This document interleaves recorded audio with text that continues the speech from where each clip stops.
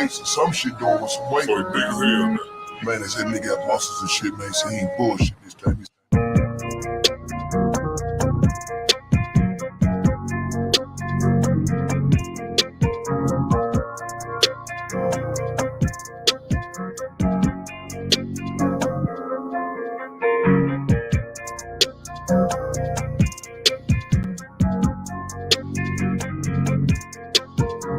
I like red bones, I like light skin, that's like hello. GFN, that's fantastic. Fantastic, GFN, that's fantastic. Fantastic, GFN, that's fantastic. Fantastic, GFN, that's fantastic. Fantastic.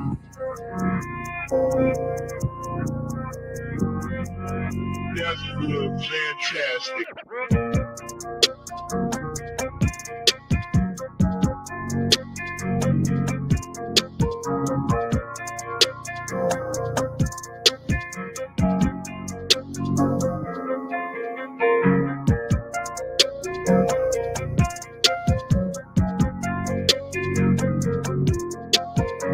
I like red bones, I like light skin, that's like hello. GFN, that's fantastic. Fantastic, GFN, that's fantastic. Fantastic, GFN, that's fantastic. Fantastic, GFN, that's fantastic. Fantastic.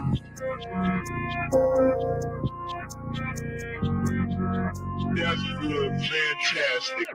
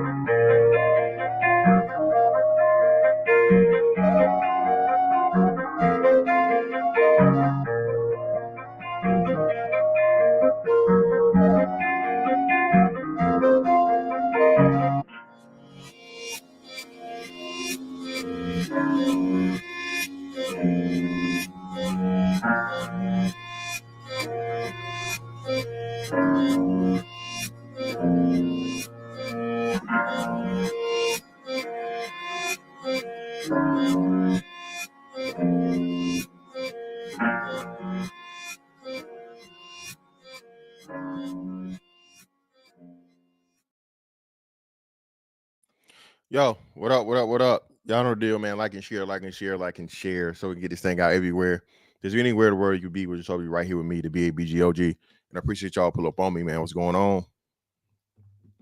What is going on, man? Y'all see what it is. We about to get into it, man. First off, man, shout out to Shannon Sharpe, man. Shout out to Club Shay Shay. No matter what shit people talk about him, again, this is, I would say, the Kevin Samuels of podcasts. Okay, I would say that Shannon Sharpe is having a Kevin Samuels level of podcast success. Okay, no other podcast I can think of gets talked about negatively or positively, or is used for content and just trending topics and things as much as his is. And shout out to him for that. Again, it's a man that put in work, man. He's told his life story, humble beginnings, and very, very reasonable. And he questionable at times about his wardrobe and some of his mannerisms. But listen, man, by all accounts, and hey, you know what I mean? He's legit, dog. You know what I mean? He's a man's man. All right, everybody always speculate, niggas get famous and, start getting into some weird fashion shit and, makeup and foundation and all this stuff, especially constantly on TV. So, that gives another perspective of it, but it is what it is. But hey, man, listen. All right, shout out to Lucky. Lucky, you got a job? You got a real job, Lucky? Lucky ain't got no real job. Lucky ain't clocking in for nobody. Stop the cap. Shout out to Lucky Marie. Appreciate you, man. Shout out to everybody in the building. Tequila Sipper. There we go, brother. Appreciate you. XL Pro A1 Day when the building, man. Appreciate it. Please hit the like button for me as you guys come in. Yeah, man. Hey, Joe Rogan's not even, like I said, to see him blow up like this, man. And like I said, the views and stuff he's generating on YouTube and all other social media, bro. Like I said, bro, nobody's even a close second. Not even close, man. But let's get into it, dog. So you know, I saw this stuff start going viral with the whole situation of you know, him telling the story about his ex-wife. And I was just like, hold on now. I was like, hold on now. I shout out to Lucky, man. Yeah, I'm about to be in the same boat. All right. Student-tastic out here, man. But this stuff started flowing, man, and you know how niggas was going. This is wild, man. And this is what I say, man, listen. It's some shit I'm taking to the grave. All right. Some shit, man, I'm just taking to the grave. I'm never gonna tell it.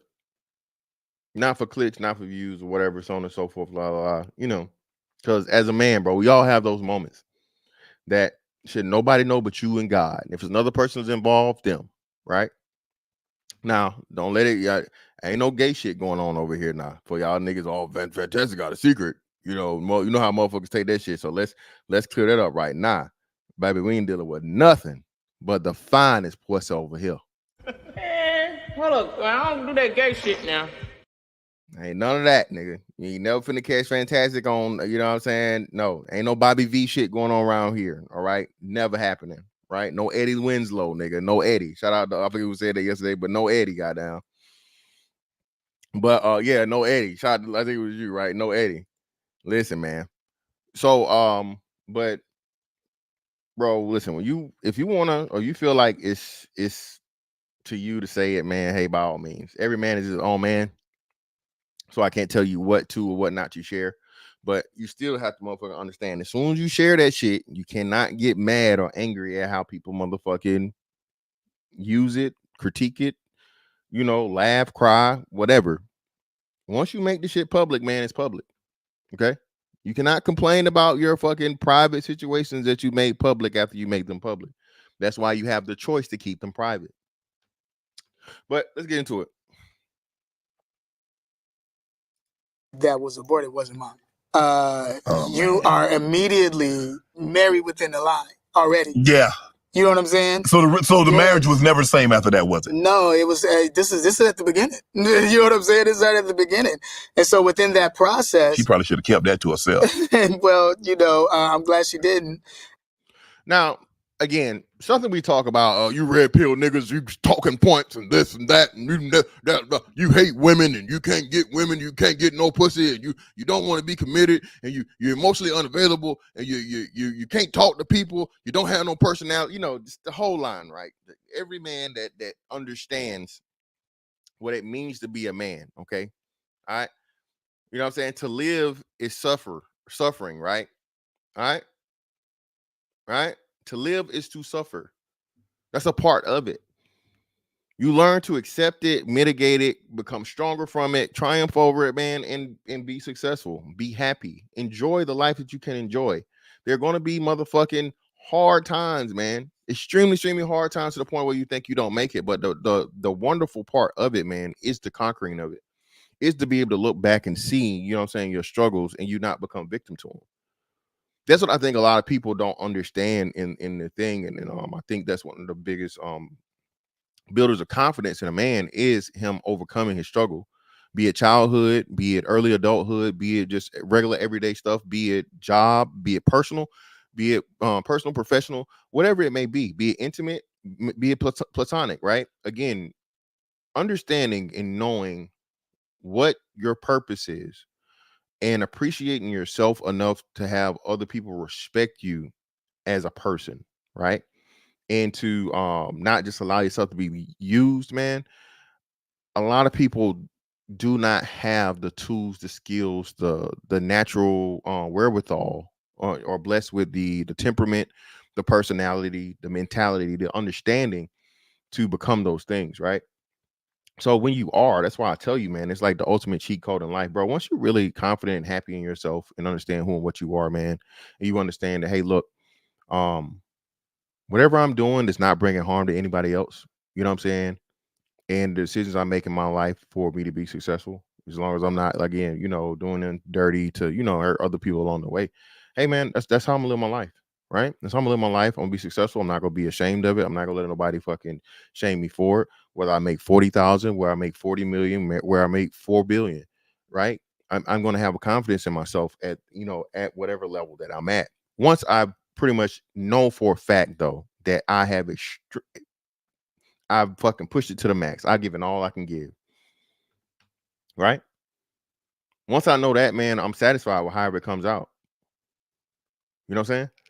But again, because of the way society is nowadays, a lot of boys will never reach that level. Hell, and even a lot of men won't reach that level of manhood, because it's not cool to be a man. It's not cool to be masculine anymore. You know what I'm saying?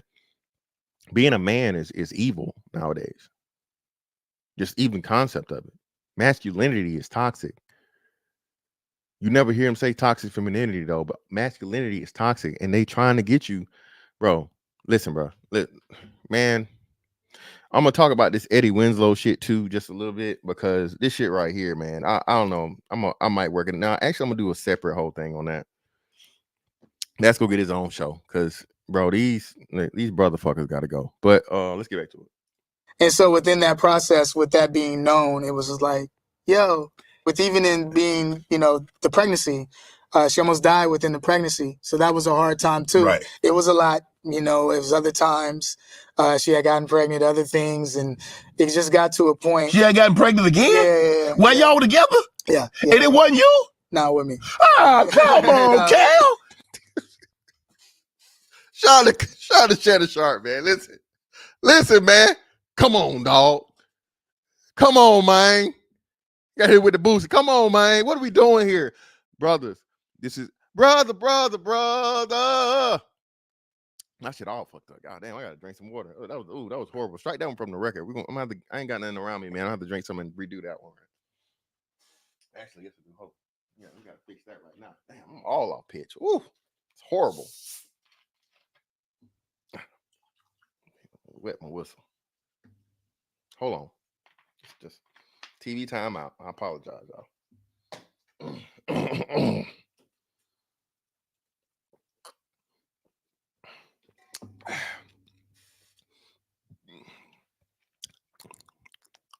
There we go. Brother. Listen, dog. This is what we talk about when we say fucking, bro, be a man. Have some confidence in yourself. Know your worth. Cut your losses. One of the biggest things, again, man, that this generation suffers from is from an old, archaic, outdated way for men to approach relationships. It's cheaper to keep her. Happy wife, happy life. The grass ain't always greener on the other side. All this shit always gets said to the fucking man, bro. Nobody tells it to the woman. As again, a relationship is 50-50. Partnership. Man, woman. Working together for a common goal of success, whatever that may be for those two people.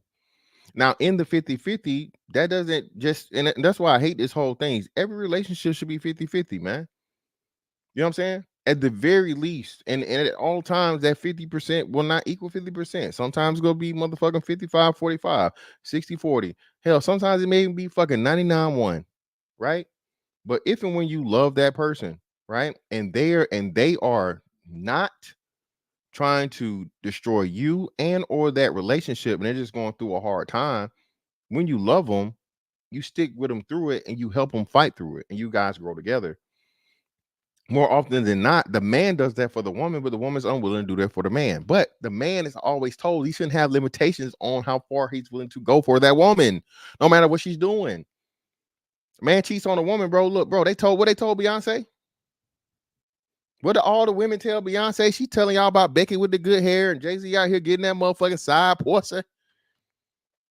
You know what I'm saying? Solange whooping this nigga in the motherfucking elevator. And what did all the motherfucking black everybody tell Beyonce? Leave that nigga, girl. He cheated. Well, you should leave him. Like she gonna be able to just go out here and get another fucking billionaire at the drop of a hat. Tia Mowry ass. I graduated from my marriage, and bitch, now you motherfucking failing in the dating market.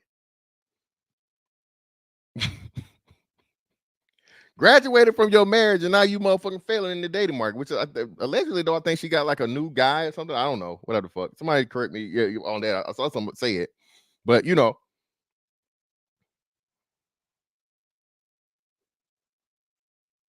Bro, most people don't know how to be in relationships and will give you the most horrible fucking advice, especially when, again, they're not, you know what I'm saying? Just get out here and do what you want to do. Fuck all the niggas, fuck all the hoes, dude. You know what I'm saying? La, la, la, both sides. But more so the women than them, because men really don't give other men advice unless it's some detrimental shit like this. I told you, I had a family member hit me up, man, and be like, hey, man, she was cheating. Everybody was telling me, my family was telling me, whatever, and she did, bro. I come to find out it was true. She was fucking a nigga at work, bro, and we know he did. He stayed. He stayed, man. You know what I'm saying? I could never look at the bitch in the face. You know what I'm saying? That's the listen. I let people know they fuck with me, man. Listen, if me and you cool, don't tell me the fucked up shit people do to you. Don't do that.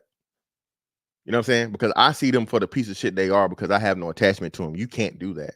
Be it your mama, your daddy, your brother, your sister, your cousin, your whoever. Don't tell me the fucked up shit they did to you. And of course, it's really, really fucked up. Motherfuckers abusing your kind person. So motherfuckers, you know what I'm saying, using and abusing your ass, getting over. Don't tell me that shit, because I'm gonna treat them like a piece of shit. So I know that's what they are. And the love in you won't allow you to fucking see it or cut them the fuck off. You know what I'm saying?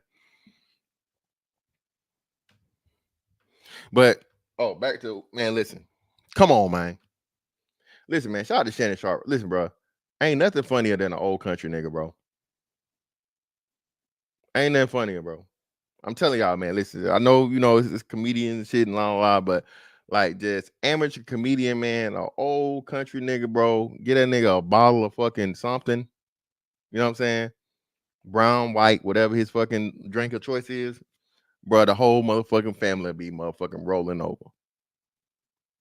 Everything from the fucking cadence to the fucking twang to everything, man.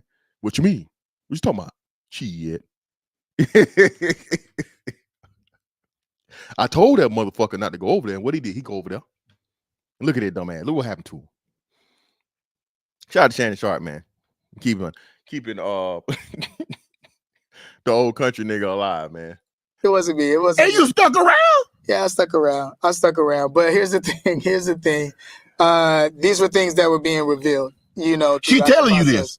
No. How do you find this out? I want to know how you found this out. You read a letter, you got to it through the phone? Yeah, okay. All right. So how that one went, there was a thing where we weren't having sex anymore, and we weren't doing anything anymore. Because you weren't having sex. Clearly she was. Yeah, it's just because of I knew what was going on. Right. And I was like, yo, what is even happening? You're not coming home. You're not doing all these different things. And y'all man, she not coming home. Yeah.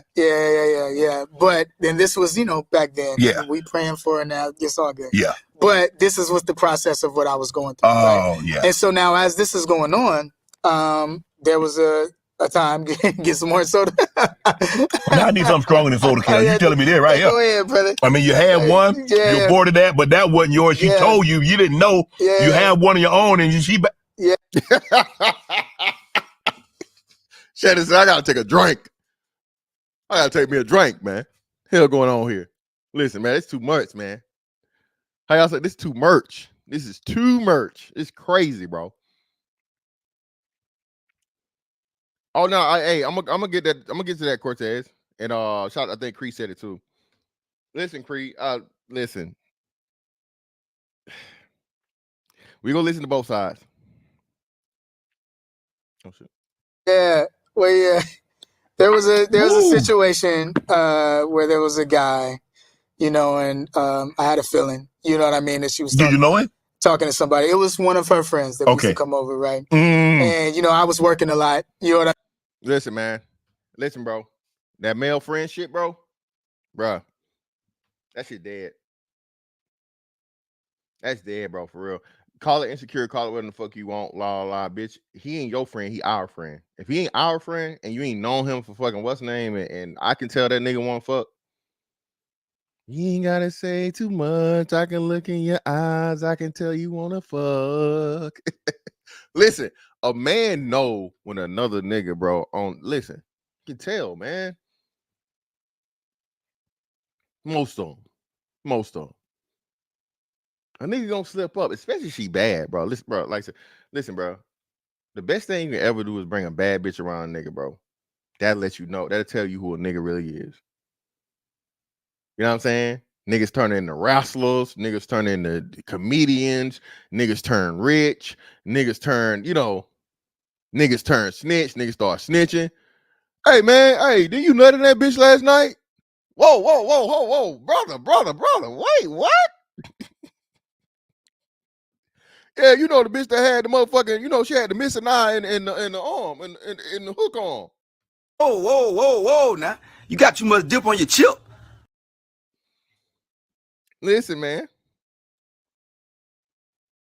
That's the best way to know who nigga is what in your fucking crew. Now, you won't be able to tell everybody because some niggas low key with it. Some niggas gonna motherfucking, dirty Mac, and get at it on the back end, fam. Hey, listen, man. That's a hell of a fucking name too, bro. Listen, that neither. Listen, no, why? No, That's one thing too. I'm gonna tell you, bro. Listen, there's no reason for my straight wife to be married to me and have gay men constantly in my fucking company. Bitch, what's wrong with you? Bitch, what is wrong with you? What's wrong with y'all niggas? What's wrong with you? What's wrong with you? What's wrong with y'all? You niggas are crazy. Yeah, man. Let's that too. Hey, shout out to Joel Breezy. Yeah, niggas would be ooh, and the whole time, man. Niggas be doing comedy skits about that shit too. Nigga be playing gay the whole time. He out here on some Prince shit, nigga. Fucking the hell out your bitch. Fucking a lining out of her. What the hell you got this gay ass nigga around here for? Yeah, man. Me neither. That shit right there, nigga. You gamble. I told y'all, you gambling with your life now. Gambling with your life.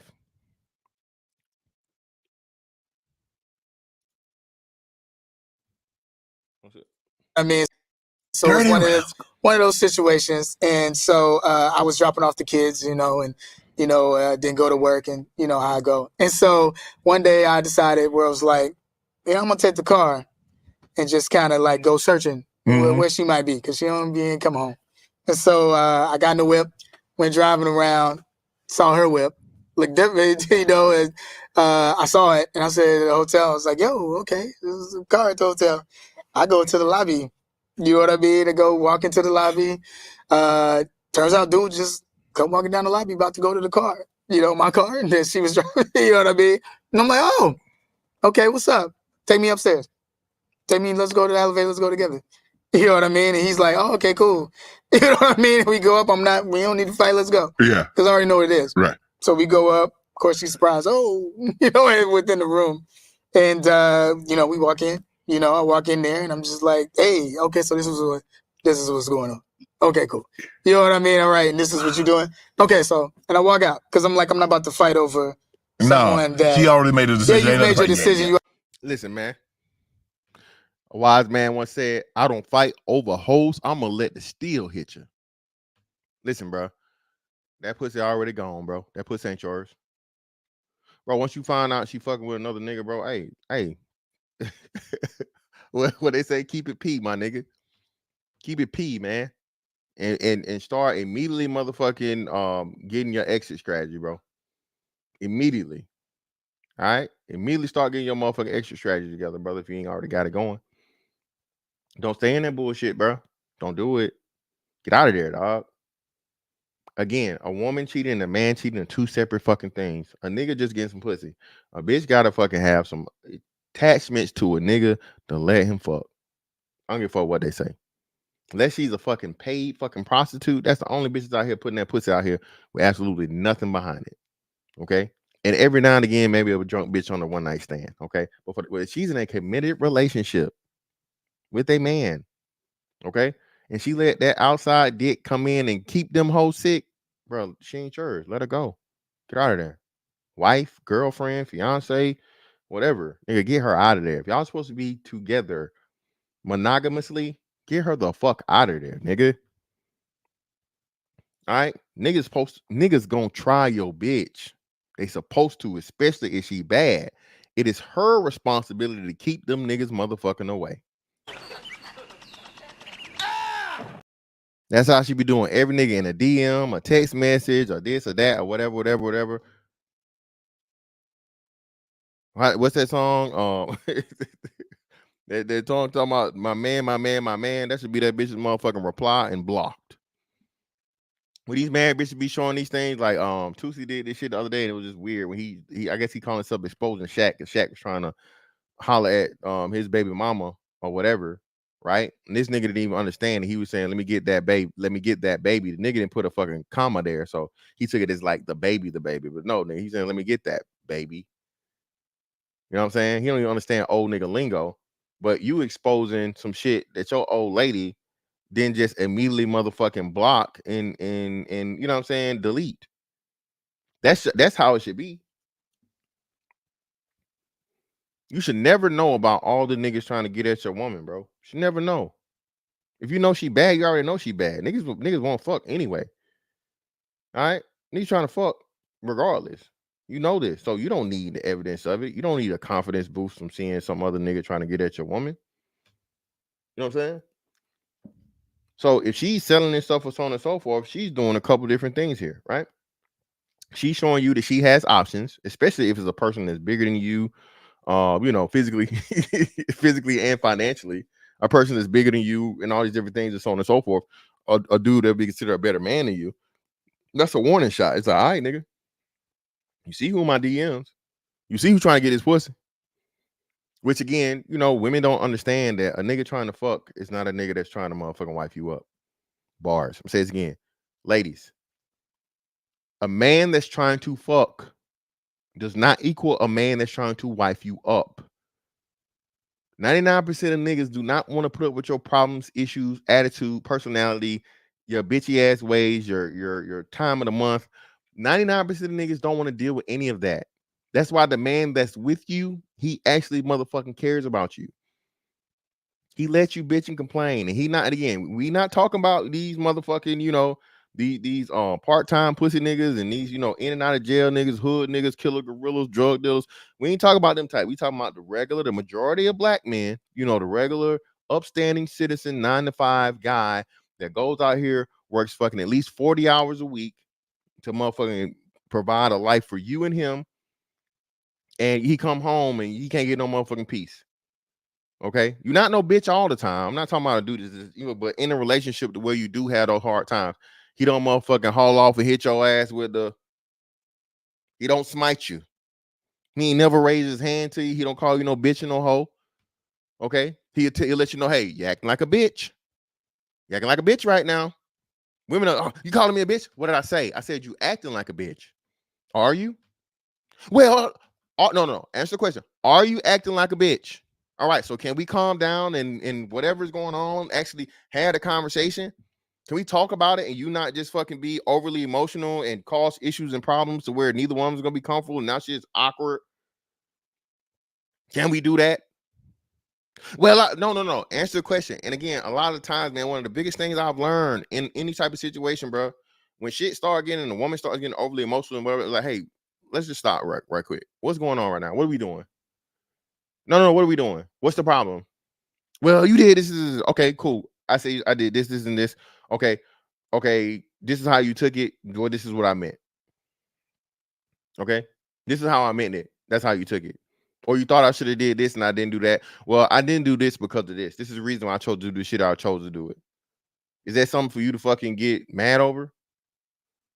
If we take a loss or some shit from my decision, I can understand. But just being mad in the moment, bro, and just, bro, and no relationship is gonna be perfect, but you really, really have to train people. And I say this men and women, because you have emotional dudes too, but more so gonna be the women and the men, to be like, hey man, is this really the cause for emotional response that's gonna lead to us just being, you know what I mean? It's not what it is. Yeah, I agree, man. I agree. But let me see real quick. Shout out to my man Gilded Corn, brother. I greatly appreciate you for the 2.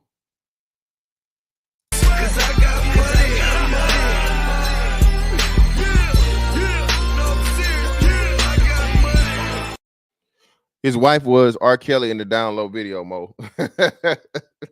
Listen, man. Crazy, bro.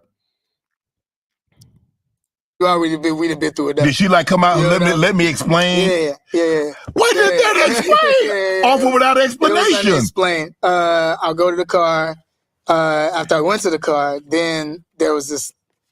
I was like, "Yo, I need to go back," and I went back because now I was like, "Well, I felt disrespected, so now I need to go do something." As I'm going back, so then I'm going back up there.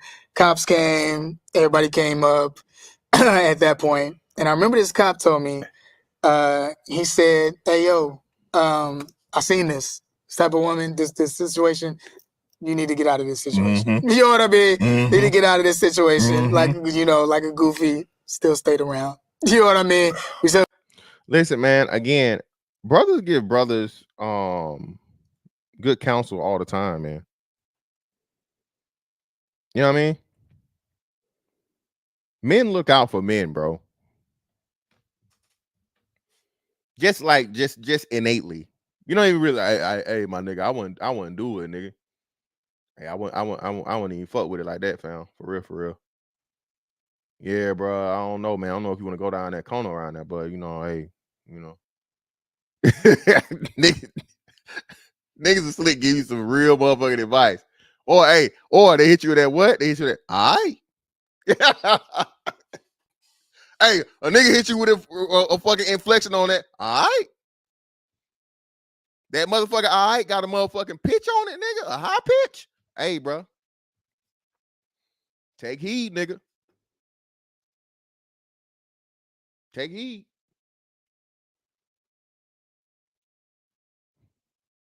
We was trying to make it work for the kids. You know what I mean? Trying to make it work for the kids. But it just wasn't working out. You know what I mean? Trying to make it work. And she ended up getting pregnant by another guy. Now, how that situation... Oh, listen, man. Try to Shannon Sharpe, man, guys. Your relationship with your children. Oh my God. Man, listen, man. A bitch getting pregnant on a man is way worse and way everything than a man getting another bitch pregnant. Again, man, to find out your old lady out here fucking is one thing, but fucking raw and letting niggas motherfucking hit her with the money bag, yo, bro, every time. This is like the third, is it either her third or her second another nigga pregnancy while they together, bruh. Every time she see a nigga, she on some.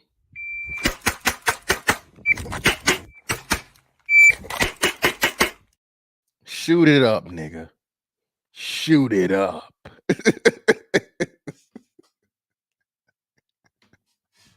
Bro, that's a wild shit. And not Kel like this every time. He probably did. Just swallow his kids. Bro, I'm telling you, man, this is crazy, bro. Crazy. Hey, man. If your homeboy going through this kidnapping, bro, kidnap that nigga, throw him in the trunk, act like a pretend robbery or something. Make sure he ain't strapped or whatever. You know what I'm saying? Set it up the way y'all ain't really gonna hurt him. Duct tape that nigga up, put him in the motherfucking trunk, man, and be like, hey, nigga, listen. You know what I'm saying? You don't leave this bitch alone, we gonna kill you, nigga. You know what I'm saying? Got to make him think it's somebody else. Stick a broomstick to this nigga head so he thinks it's like a 12 gauge shotgun, because like a broomstick handle and a 12 gauge probably got like a similar diameter. You know what I'm saying? And get him out of there, man. Help him out. Help him out, bro. What happened was that I was at the hospital. She had a sickle cell trait. So she ended up, I'm thinking it's that. we go in there and the doctor comes in and says, yeah, so you lost the baby. And I was just like, hey, yo, what? You lost the baby? And I'm like, oh, I know that's not mine. And so I lost the baby and I'm like, okay, so she was pregnant at that time. And this was just like, what was going on? You know what I mean? Within the relationship. That was rough, but then bro. it's also doing movies, doing TV shows, doing all these things as this is going on, not really telling anybody anything. Right. I wasn't telling my parents, telling my family what was going on. Right. You know, so now all these situations are happening. And I get to the point where I'm at, 2004. I get a phone call and she's this guy, that she wants to be with. And I was just like, okay, yeah, y'all need to be together. You know what I mean? Like, let's do this. And I just felt like at that point it needs to be a reset button. Just because I looked at my parents and how beautiful their relationship was and how this relationship was not being that at all, and how what I thought marriage would be wasn't that at all. And then even just the navigation of this industry as well and what was going on. And I just wanted to hit an off button at that point, and I felt like that was the answer. Right. At the Sun Hotel in Canada, on the other side of a balcony, I tell people, I heard something tell me, hey, yo, Kel, get into a room, lock the door, and get off this balcony. I know that was God now. But at that time, I said it was a person, but I know it was God. Listen, man. So anybody out here struggling with thoughts of self-harm or whatnot, what have you, hey man, get help. All seriousness, bro. You think about thoughts and stuff like that, man, there are plenty of free resources. There's a hotlines, 24/7 suicide hotlines that you can call and talk to someone that'll just do just that, man. I don't want to speculate the rhyme or the reason that people, take themselves out. I don't know if y'all remember, bro. It's crazy. Bro, somebody just recorded a dude doing just that, bro. Like a month ago. The girl got tore the fuck up and she was trying to defend the shit. The nigga had somehow got on the fucking balcony and he's going back and forth with his girl or something and so on and so forth, la la la. They doing all that shit, acting like they really trying to fucking open the window up. They don't fucking open the window. The nigga jumped. Done, bro. Like, I don't know how many stories up there were, but he was, concrete pizza. Listen, man, it's never that bad. It's not. It's never that bad, man. If you live in, bro, you can get over it. You can not get over it, excuse me. You can get through it. You can overcome it. Let me say that because I get over it. No, you can overcome it and you can get through it. Okay. All right. Whenever you have people that some of the best advocates for suicide prevention are people who've actually, had suicide attempts. And what they will tell you, and that's what I was saying when I was over at Shot Hamp. This might be risky, bro. Don't just fucking wallow in your sorrow. Don't just motherfucking, constantly focus on the bad parts. You need to be using that shit as fuel or finding a way to turn it into something positive. You know what I'm saying? And whatever that formula is going to be different from every person. That's why I can't give you any advice on it other than to seek professional help. You know what I'm saying? The free type or whatever first. And then, man, if you can do anything else, bro, you can motherfucking pay for your, for your will to live. Some cigarettes, fast food, shoes, car note, whatever. Nigga, none of that shit gonna matter if you ain't here. You can motherfucking dodge the repo, man. You know who you can't dodge? You ain't dodging him.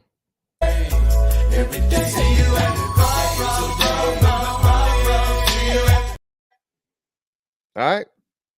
You can dodge the repo, man. You know what I'm saying? Whatever. These people that you owe money, whatever. Collection is nothing, nigga.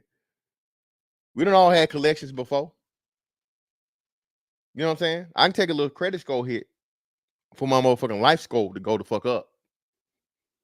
And again, man, like I said, it's for a lot of people, they just don't know how to maintain that way or they don't have that mentality. And I think, again, you need people that, look, bro, I love me. Listen, man, I'll fuck up any and everybody out this motherfucker before I do something to me. And I ain't talking about necessarily, I ain't gonna take nobody out. But bro, we'll be, nigga, it'll be the motherfucker rumble in the jungle, this motherfucker. It'll be motherfucking table, ladders, and chairs, cage match, Nigga, we will fight each other like I'm never gonna let nobody depress me enough or nothing depress me enough. Get me so fucking what's that? I'm done. I want to be out. But again, that's just my personality. I'm determined to win. Oh, you too competitive. Bitch, competitive nature is what keeps you fucking going in life. I'm not gonna let this weak ass shit beat me. I don't give a fuck about being broke. I don't give a fuck about a bitch leaving me. I don't give a fuck about shit not going my way at a job. I don't give a fuck about none of this shit. That shit's temporary. Motherfucker, I'm trying to get every motherfucking second of life that I got. Fuck out of here. You think I'm gonna let you be the reason for me getting me up out of here? Shit. But get your weak ass up on my face, bro.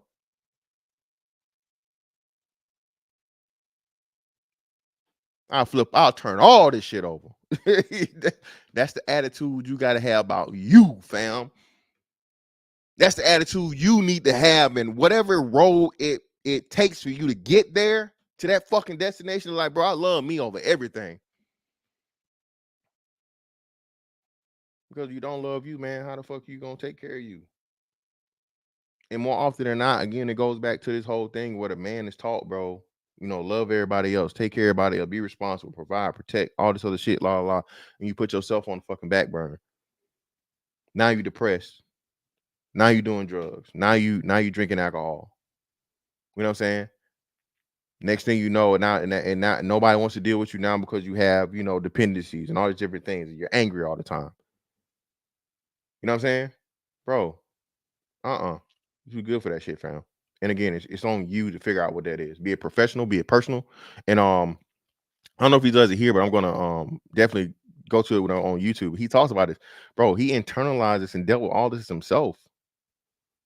That's willpower. The shit the nigga was talking about, you know, I'll tell him my story. So no, motherfucker, actually going through the shit and making it through it, bro, and deciding to be successful in spite of. That's motherfucking iron will. That's what iron will is. The impossible, the shit that seemed like you could never motherfucking do it, and you say, God damn it, we gonna fucking make it happen, regardless. That's an iron will, not just simply motherfucking telling your story. That told me to do that. Okay, that's the end of that one. Let me see.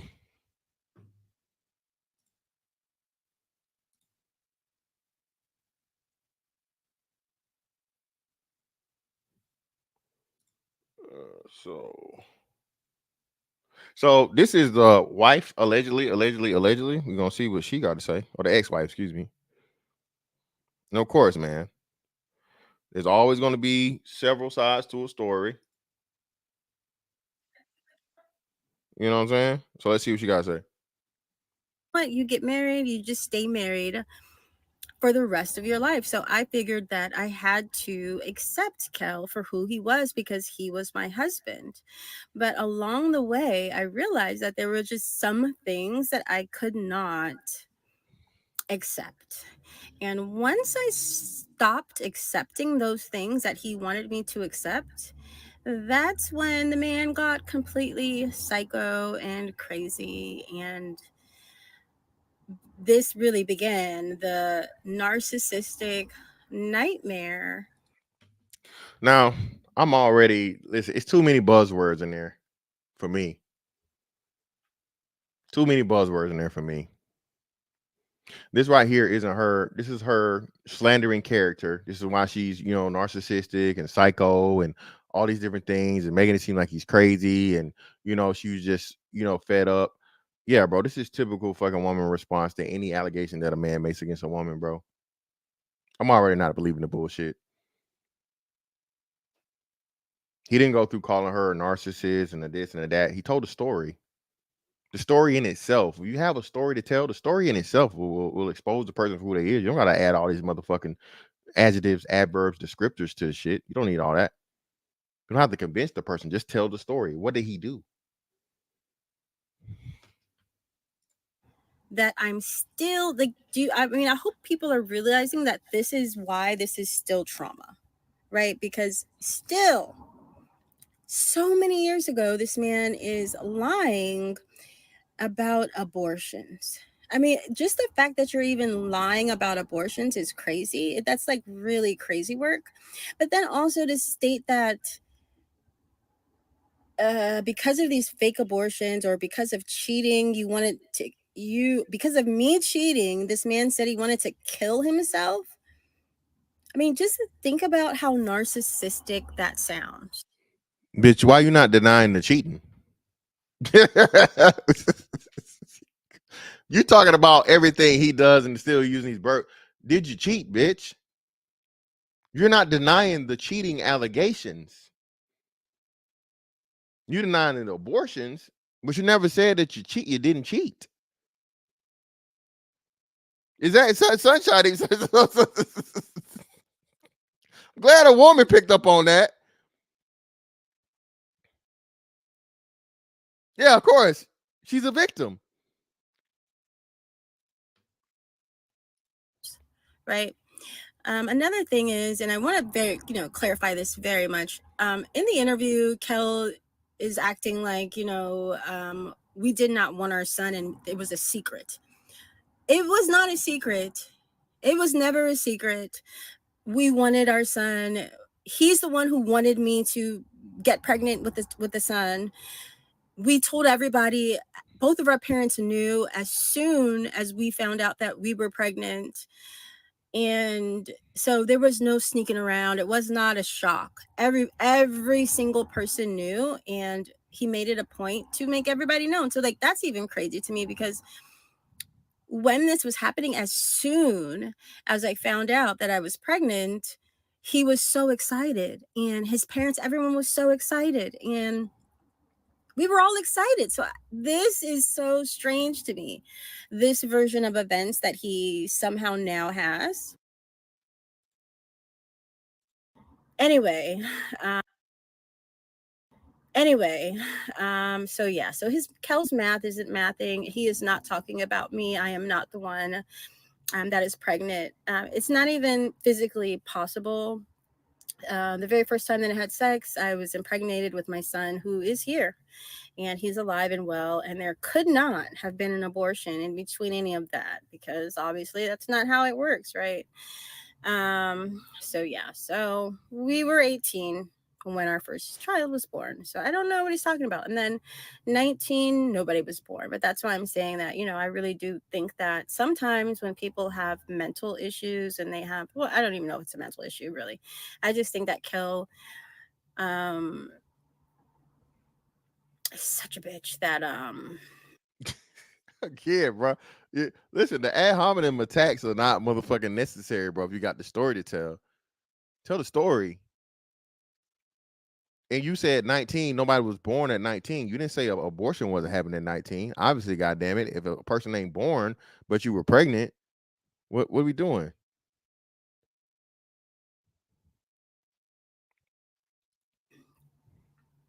he thinks that this is how like he stays famous, is to just act like like a poor guy with my wife cheating on me. Like it makes the stuff that he did to myself and our children more tolerable. So again, you still not denying the cheating. In which you not denying the cheating, therefore I believe him in saying you was letting these niggas nut in you. I believe him. Again, no man, listen, bro, no man is going to say that he was dealing with a bitch that got pregnant twice by two different niggas. That's a wild story for me. And again,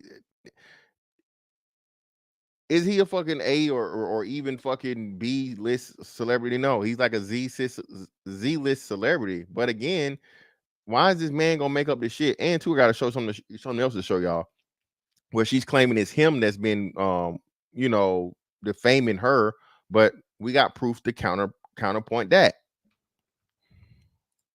Because I'm such a terrible whore slutty woman who sleeps around. Like, what are you talking about? Like, what are you talking about? It's really interesting to me, because he lies about stuff that's just ridiculous. Very, very ridiculous. And all of this abortions and all this stuff. And the reason why he says all of these things, I think, are because he's a narcissist. And I have done several videos about how narcissists abuse you at your weakest moments. That's the worst. That is the worst motherfucking word that has ever hit the fucking internet, bro. This narcissism shit. All these bitches are motherfucking amateur therapists, psychologists, psychiatrists, fucking just narcissist, narcissist, narcissist, narcissist, narcissist. Bitch, you can't even fucking tell me where the term came from. Bitches don't even know the reason and the what I'm saying, the basis for that diagnosis, or that would be a diagnosis, right? Bitch can tell you that shit. Well, where did narcissism, where did that term, where did it come from? What you mean? What you mean? Yeah, bitch, shut your dumb ass up. Get on my face. And so one thing that I had to do, and I'm also a mathematician, so I'm always paying attention to patterns, and I had made a journal. In my journal, I realized that, oh my gosh, that Kel physically abuses me anytime I come out of the hospital, because that's when I'm at my weakest. And so I think that what Kel is trying to do, he's trying to recreate the story. So physically abuse, but he don't have no domestic violence charges. You see this shit, and that's why I say, man, the horrible thing about believe all women, bro, is that a woman is going to go back to the point, and there's never going to be any evidence to support it, but she's going to swear it happened. She's going to cry crocodile tears. She's going to claim, she was abused mentally, physically, emotionally, financially, every type of motherfucking abuse there, bro. Again, how many? And there's actually a lawyer. I wish I know I saved that. I don't know where it is. But they said, where they tell, bro, they had this thing where they're training. They're talking about the lawyers, and the lawyers are training the clients to lie. Man, have he ever hit you? He raised his voice, things like that, because that's going to come over better, and we can use that as leverage in the court. This one time, anything, yeah. I told y'all, man. Me and my ex, we agreed to terms, bro. We wrote up drafted our own divorce, which had included a family law plan, because we have a child together within the marriage, and then no child support, right? Do you know, she told me, they still try to get me to fucking put you on child support. The magistrate or whoever looked at the thing, are you sure you don't want any child support? Are you sure? Bruh, this system is just hates men, dog. That's a fact. The crazy part about this is that men's reaction to it and just nonchalant approach to it is twofold. One of it is accepting, hey, it is what it is. I'm not going to worry myself and, pretty much fucking lose my mind over some shit that I'm not going to be able to change individually, which is true. But the other part of it is because we don't fucking challenge it and we don't fight it, many more men do it, it's never going to change. And we have to get more men that fight the fucking what's name in order to change the system. But,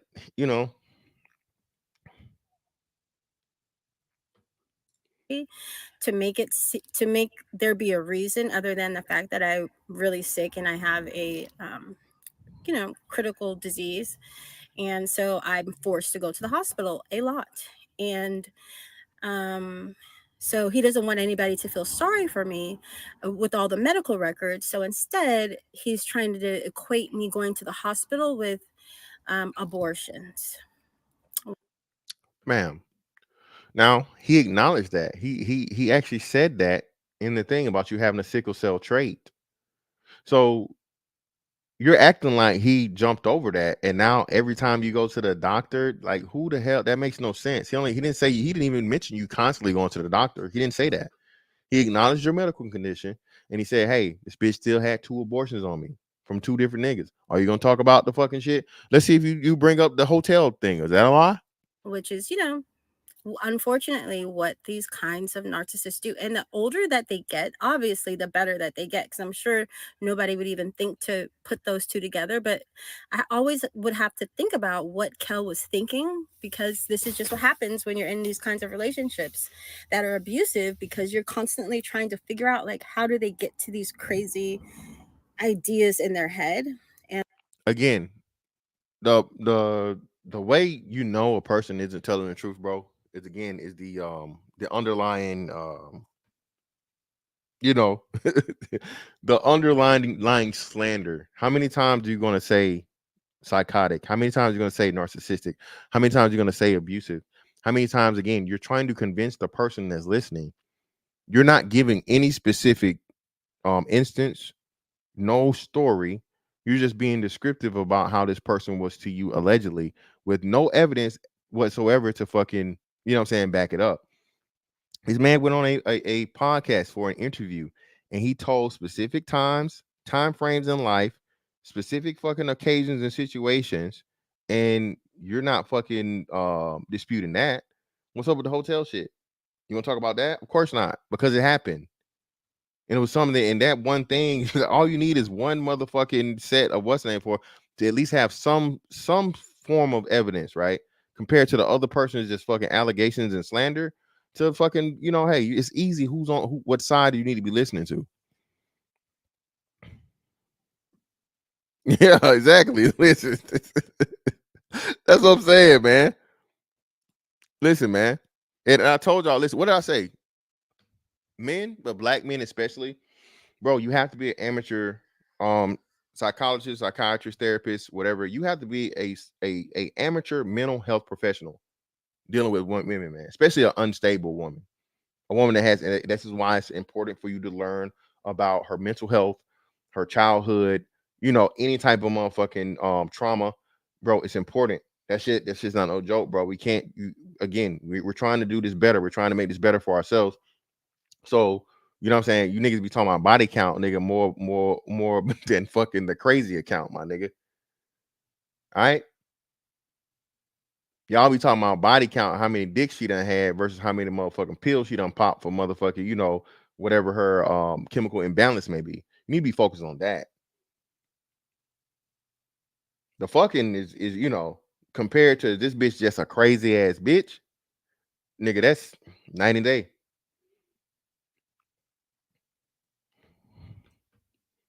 And so you're constantly just trying to figure them out. I don't know. That was just me. I was constantly trying to figure this man out for the majority of our relationship.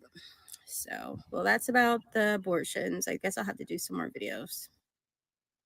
What's her name? Y'all got her TikTok name? Let me see what her TikTok name. So if somebody know her TikTok name is, put it in the thing. We're gonna look at it and see did she address the Thing about me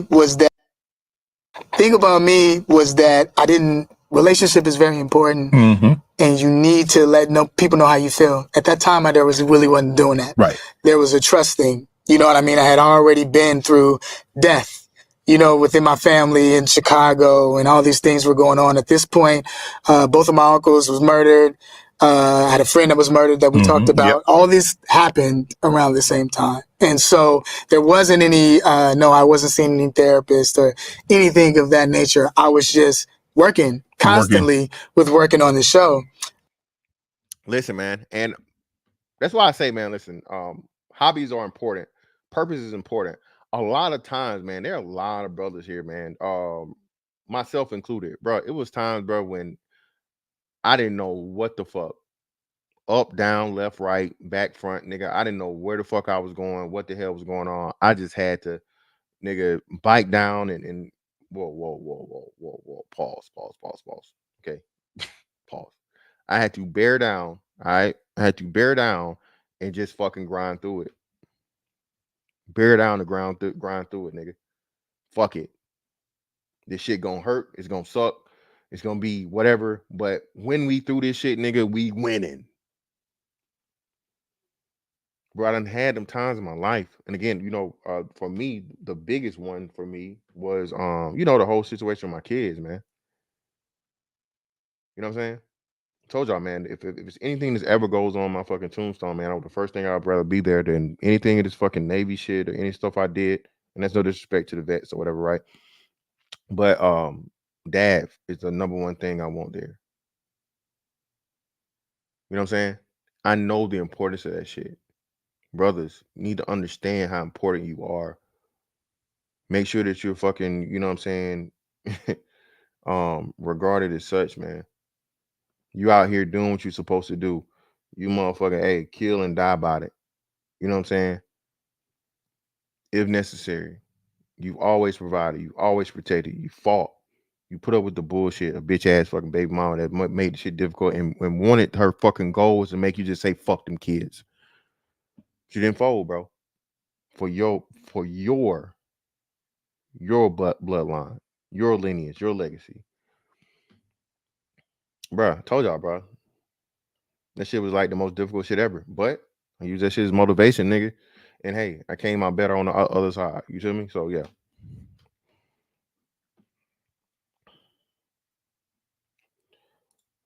Oh, appreciate you, Cree. I'll thank you. I'm gonna look that up. I mean, actually, let me go on YouTube and I can watch it. Matter of fact, as we do that, let me see.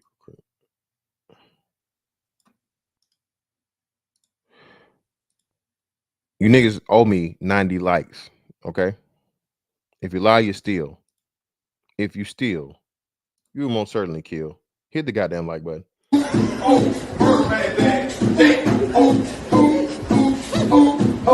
the murder man thing.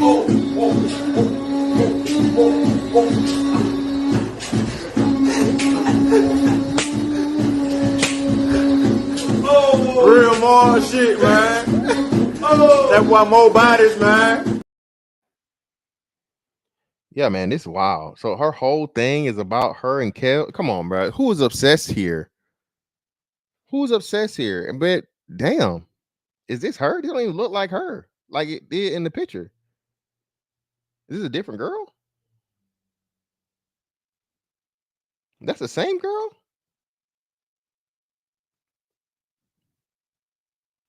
Bro, this shit is crazy, bro. This bitch is obsessed, clearly. When did she make this shit? And now she gay?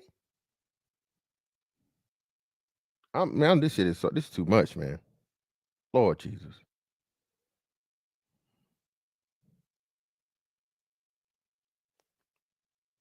Ain't no way. Nah, this ain't Deadbeats Pay. I think this is another. I don't think this is her account.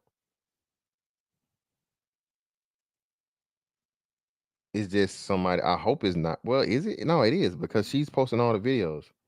This is wild, man. Jesus Christ. Look, hold up. Let's just let's reset, man. Let's regroup. Let's reset. Hold on. And within doing that, and then at that time too, I ended up marrying my ex-wife. You know, because we had another baby. We had a baby, right? We had the abortion, but then we had a baby, and she ended up telling me that the baby that was aborted wasn't mine. And so within that process, you are immediately married within a lie already. So we covered that part, I think, but we'll get back to it. Let me see. So let's go to see what the hell she's talking about over here. See if she addresses any of these fucking setting that poisson accusations. Let's see.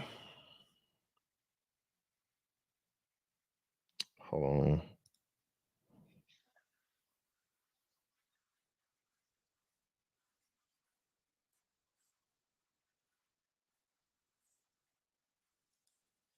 Okay, cool.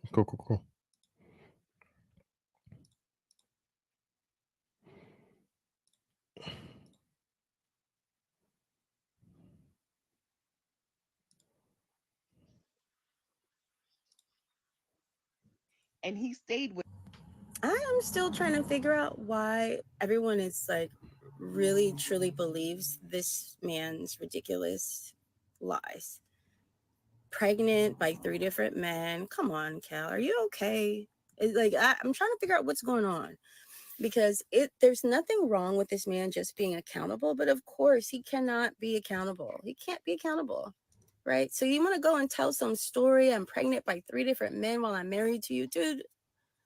Are you okay?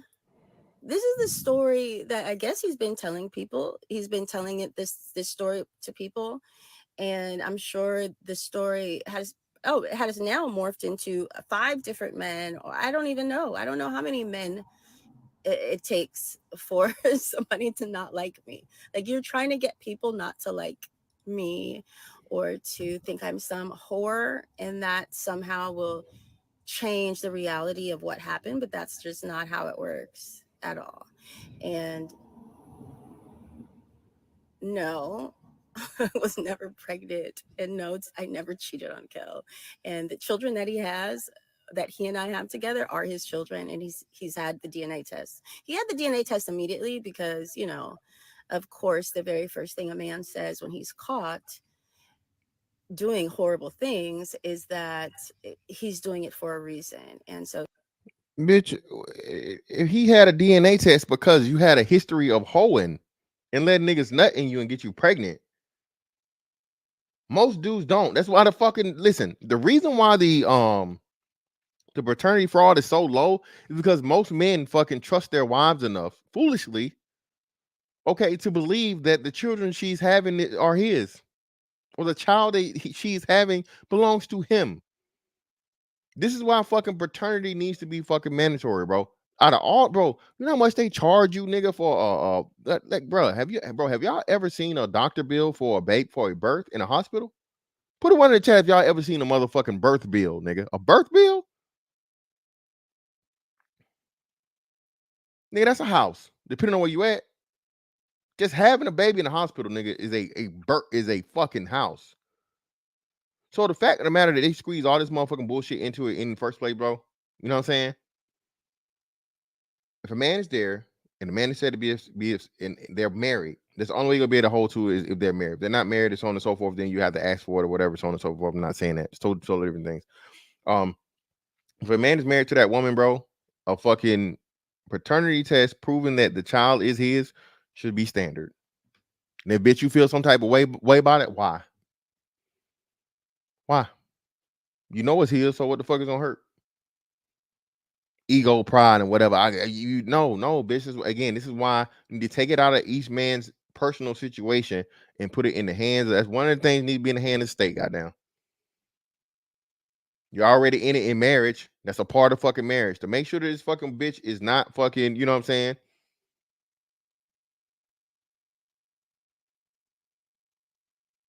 Not only fucking breaking the contract of marriage, right?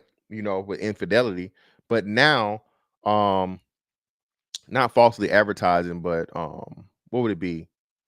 It would be defrauding, right? So if you it definitely wouldn't be in. Well, yeah, it will be. So defrauding. Now what's the term I'm looking for? It's not defrauding when you fucking fool somebody like out of money but legally. Conspiracy. So yeah, conspiracy, defrauding, embezzling, a whole bunch of shit in one.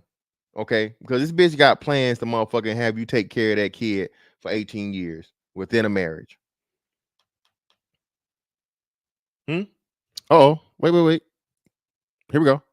Wow, bro, it's some of y'all be amazing. Some of y'all that show up over here, but hey, we welcome all the smoke, man. And when I drop this link, you're sure to you are welcome to join. So why do you keep quoting the number of men that have babies when you just admitted you don't know how many men have babies? Because they go off faith. Well, if you were a simple person that understood mathematics, the numbers that we have that are provided by you know these hospitals and legal things or whatever to of the paternity test had 33% of them are false. The man that is said to be the father is not the father. Most of those are had due to court order or some type of legal action between the two parties and a man trying to establish his paternity because he's being asked to pay for money, or he's 9 times out of 10. So that's why the numbers are so low.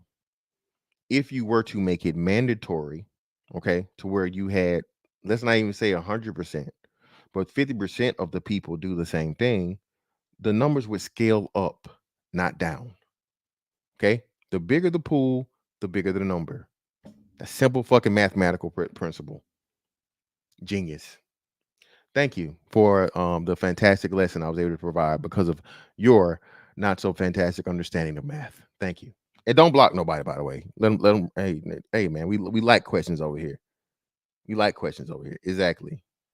No, it's low. It's low, brother. It's low.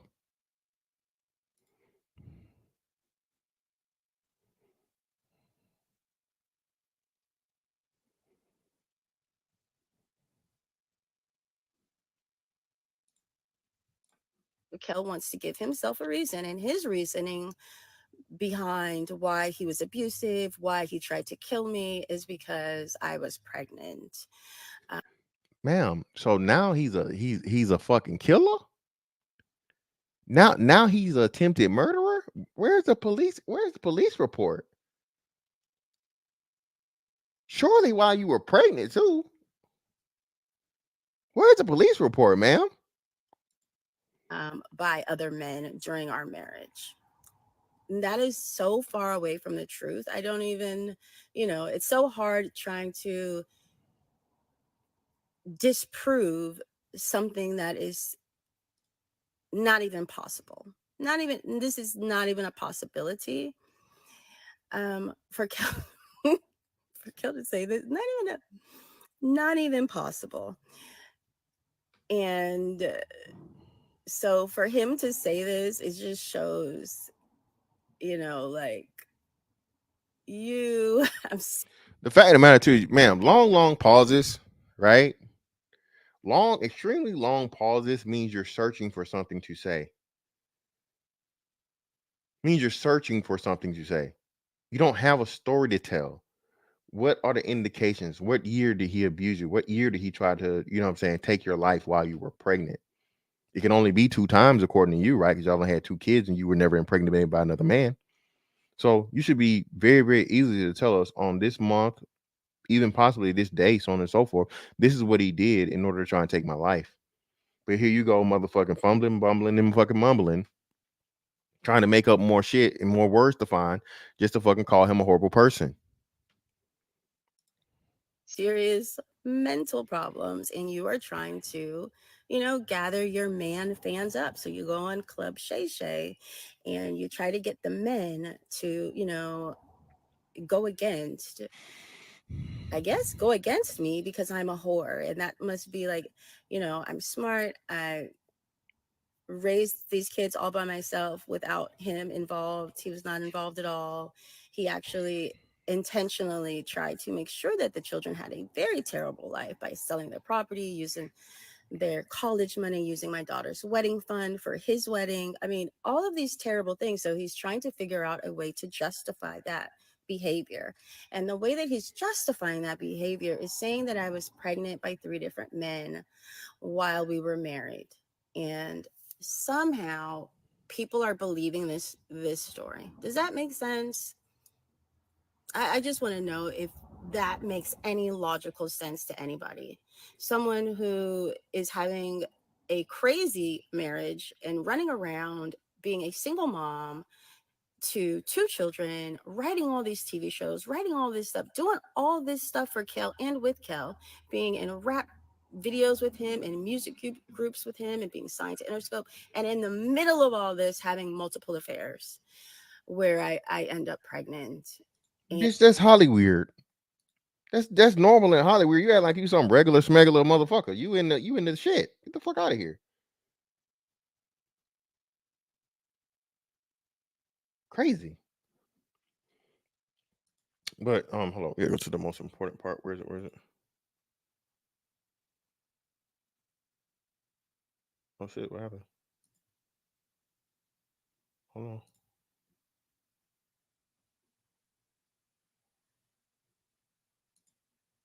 Oh, okay. What's it? Cool. Let me go to here.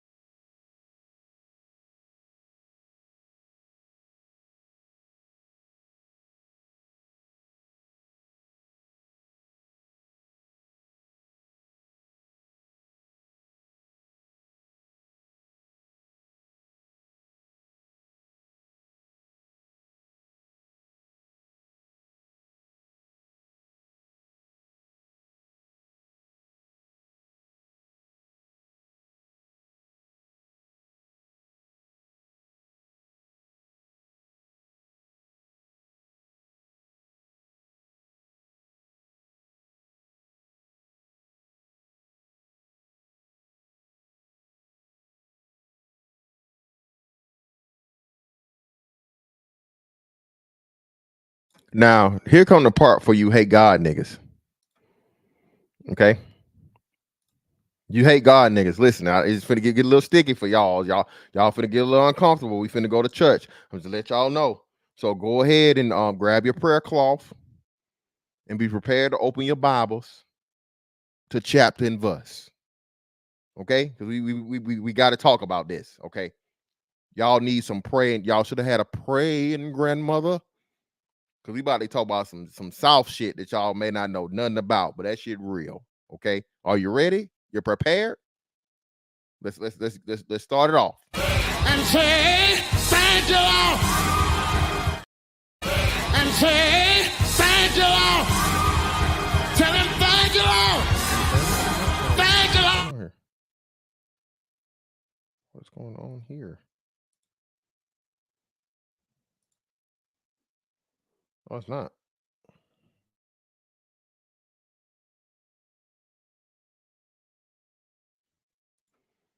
All right. Y'all ready? Let's go.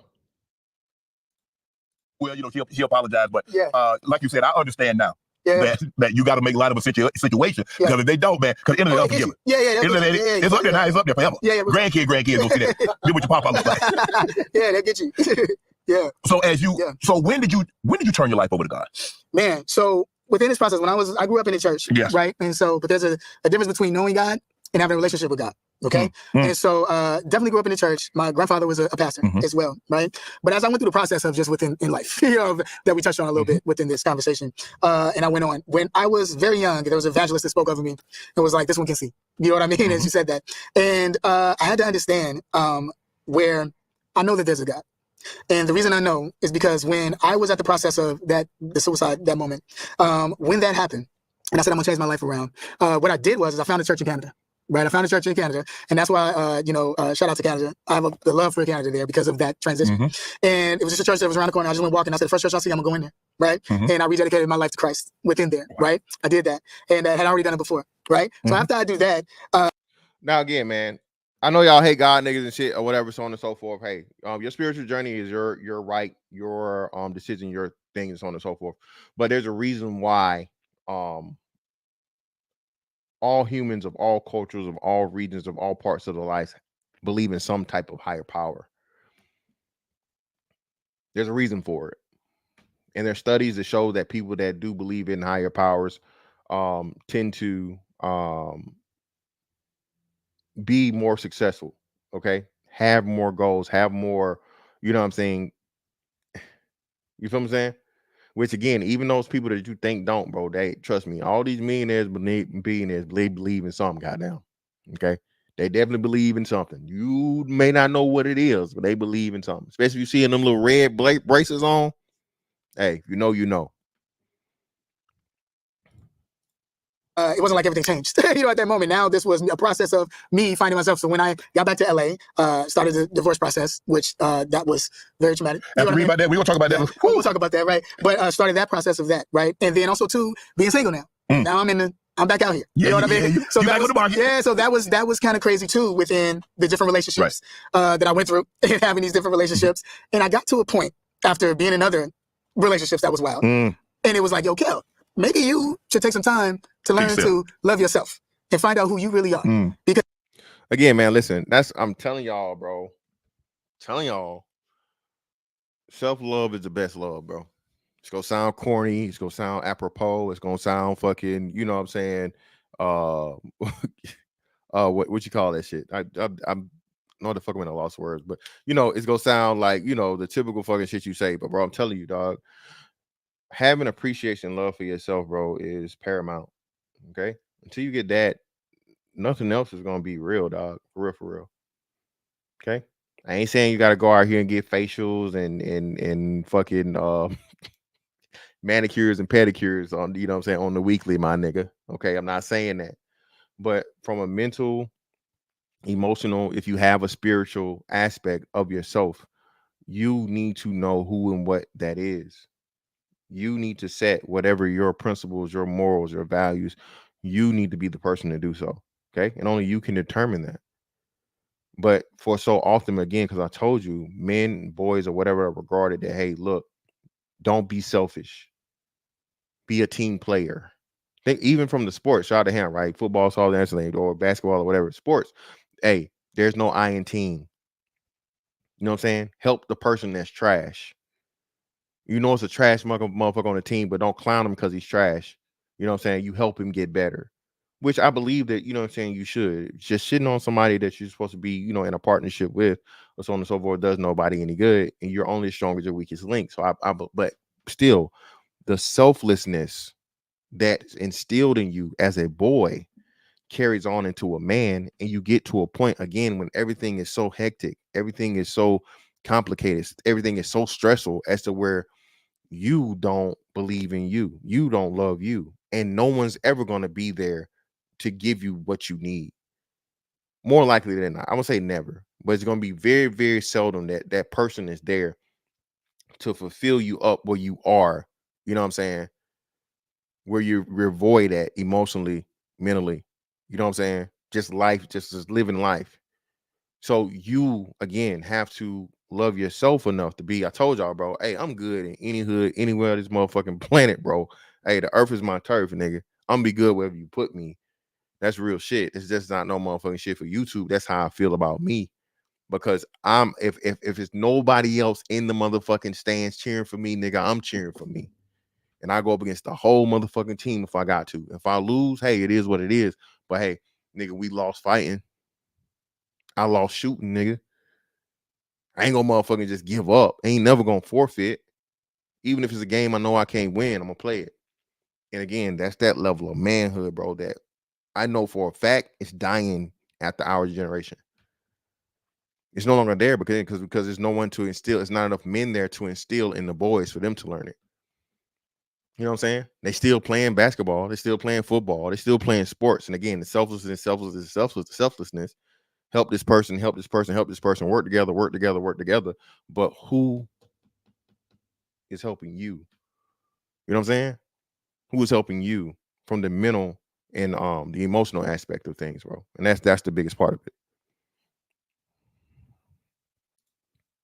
Because you've been adulting within the limelight this entire time. And now is the time where you need to have a relationship with God, because you've had a relationship with so many, all these different situations. You've been to the club, you're doing all this stuff, right? Right. And so now it's time for you to find who you are, right? And it was such a beautiful thing. I did a movie called Dance Food, right? Shout out to Evian Cracker, Tommy Davis, and all these amazing guys. And at this process, when I was doing this, I was at, I want to say, man, my lowest. Because I remember I didn't even have a car at this point. I was, at an apartment. I'm divorced. I'm just, living my life. Nobody knows what's really going on, right? And I pitched this movie to Cedric the Entertainer. He wanted to do it. He wanted to direct it. He thought it was dope. So we started the process of the movie, which is a fun movie, right? And I met a friend of mine there, Janice Woody, right? And she had an evangelist that was like her spiritual mother. She said, I wanted to pray with you, Kel. And I said, okay, cool. Let's. Here you go. Hold on now. You ready? You ready? Let's do that, and she started to pray with me. I met another evangelist in the same process, a friend of mine named Chico Bennyman, not Chico Bennyman, Chico. He's an actor that was on 101. Okay. So met up with him. His mom was evangelist. Remember, he got us all together one time to pray. And she was praying over everybody. It was me, Essence Atkins, a bunch of different other actors that were there.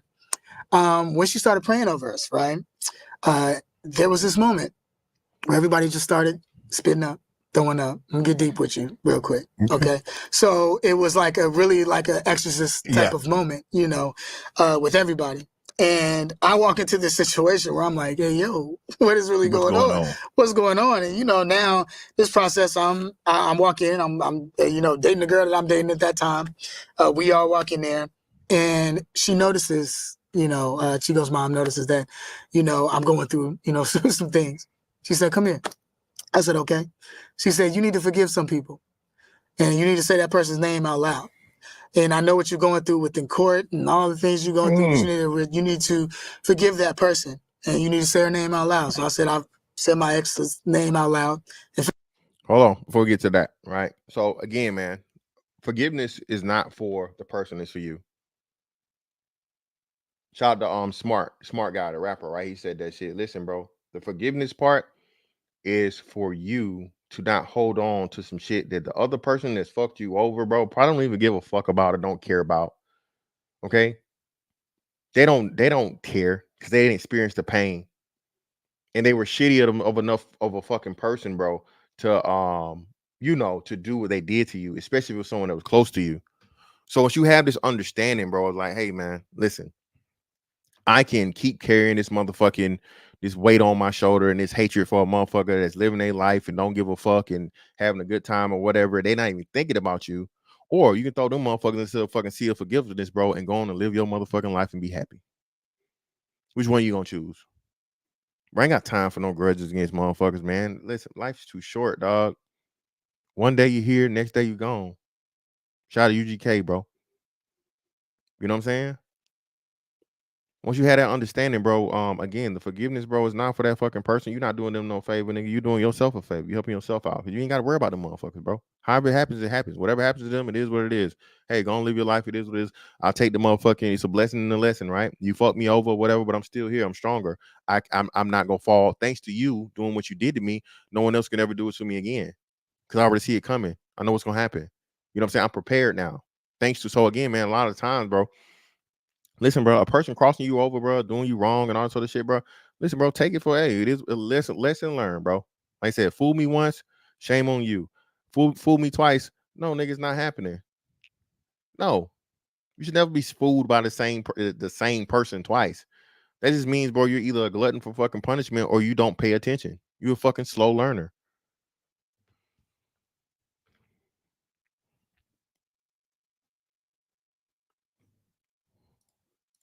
Forgave her, you know, and let go of that anger and forgave her, right? She said also, too, she has done some things as far as like putting a hex on you, these different things she has done, spiritual wise. And I'm like, what? I'm like, yo. Has you put the root on you? I'm like, yo, what you... Listen, y'all don't know about them roots, okay? Nigga, roots are real. Spells and shit and witchcraft, bro, is real, bro. Y'all better be careful about these witch bitches. Bro, these witch bitches is real, dog. Bitches out here with, you know, pentagrams and goat heads and all this other shit and la la la, bro. That shit real, dog. Y'all can think it ain't no God if you want to, nigga. Bro, there's literally women out here, bro. That's why I say, bro, witch bitches, bro, do not play with it. Hey, see, yeah. Sprinkle. Motherfuckers on that sprinkle shit is some root shit, bro. That's what sprinkle mean. Motherfuckers don't even understand that shit. Don't even know it. Women just going along with it, bro. These stones and crystals and all this other shit, bro. Hey, man, leave these witch bitches alone, bro. Your dick won't work for nobody but her, nigga.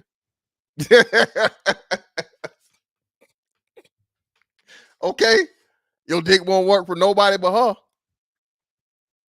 Your ass be out here with a motherfucking leather jacket on in the summertime and you don't know why. Y'all not hot?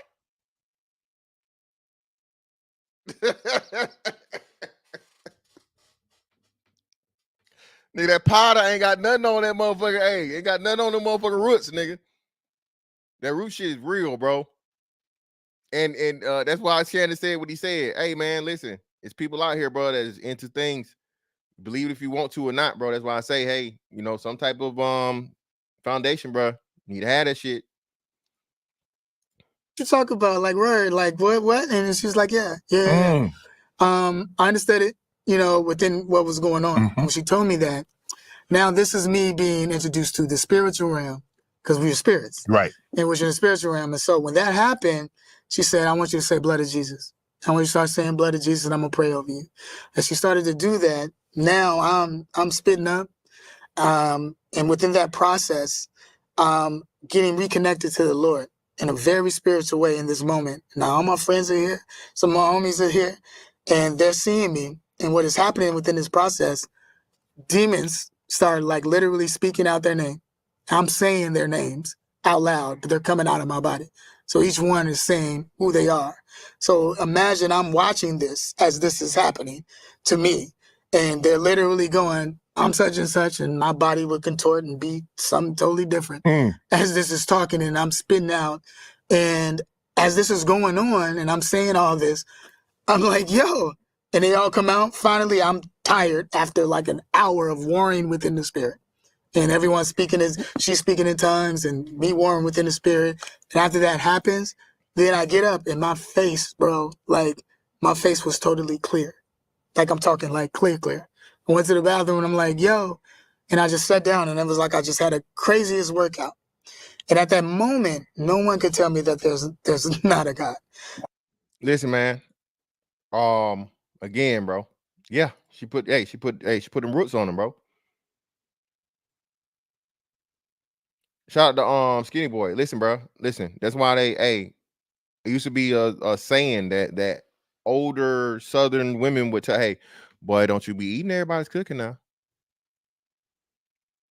Don't eat nobody's. You can't eat everybody's spaghetti. For those that no, that ain't just what's the name, bro. Again, bro. You know, blood is used in several religions and several spiritual understandings and so on and so forth. There's literally power in the blood for a reason.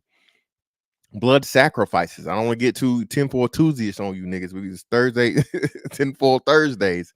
But blood sacrifices are called that for a reason. And again, even when God, he required a blood sacrifice. Okay, this shit is binding. So it's the same thing that a lot of different, not just Christianity. This ain't just a Christian thing, bro. This is throughout all different religions and all different things. So you had that understanding, bro. Again, that girl put that motherfucking red, whatever, in, your lasagna, your spaghetti, the red Kool-Aid. And if you old enough, man, you live in the country, they'll tell stories, bro. There's people that got fucked up off this shit, bro. For real. Fuck their life up, man. Because it literally you putting, bro. Telling you. And then they'll be the same, bro. Why? Because shit, bro. The spiritual and the physical are two separate things. When you bring them together, and someone's doing something to try and control you, bro, it fucks your head up. You don't know what the hell going on. And I told y'all, bro. Spirit. I don't know if they call them like spirit talkers or soothsayers or whatever. There are people that have that gift. The good ones. You know what I'm saying? The people that can actually fucking see, hey, yeah, man, somebody done fucking cursed you, man. Somebody done put something on you. Somebody done tried to or whatever. And again, man, like I said, the prayers of the family before you or whatever, bro. That's what they say. Living off the prayers of the generation before you. That's a real thing, man. Prayers protection, dog. I ain't gonna get too deep on this shit with y'all, but yeah, man. Listen, you gotta be careful. It ain't just the physical a lot of times, man. The mental. And if you believe in the spiritual, whether you believe in that shit or not, nigga. All right. Whether you believe in it or not. What the hell going on? Somebody calling me. Oh shit. Always, man. Listen.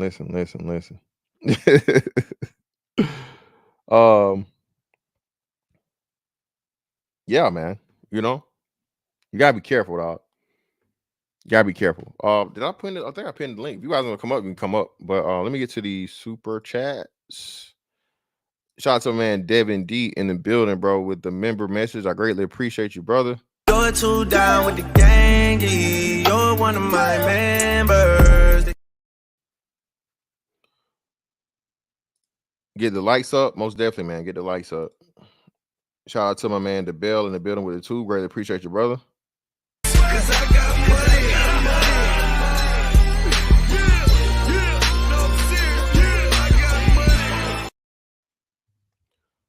Can't talk your way out of being a tramp. Okay, especially you're crazy tramp. Shout out to my man LeBron will never be as great as Jordan for the 5.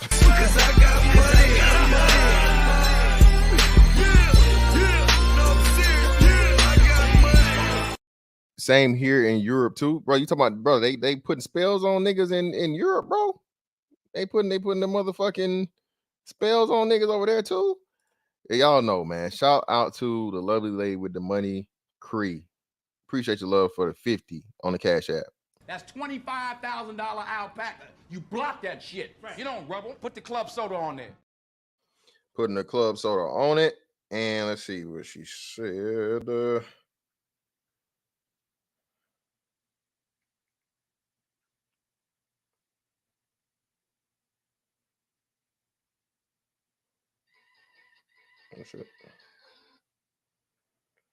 for support for training for YouTube boxing 2024. Hey, most definitely, baby. We ain't taking no shorts. We ain't playing no games. And shout out to my man, Donovan Wood, man. A1 Day 1 in the building. Greatly appreciate you, brother, for the 5.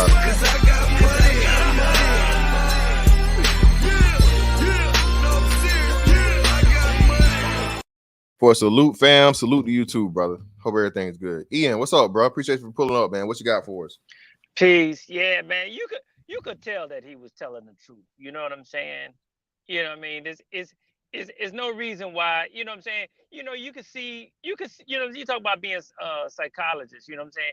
You could tell by the way, by how relaxed he is. You could tell how the story just flows off. You see, it's no effort to recall how or when things took place. You know what I'm saying? Let's not play games. I mean, you could tell the way that she talked. You know, you could see her like she's her. You know, the wheels spinning on the shit she making up. I mean, we're not stupid. We're not children.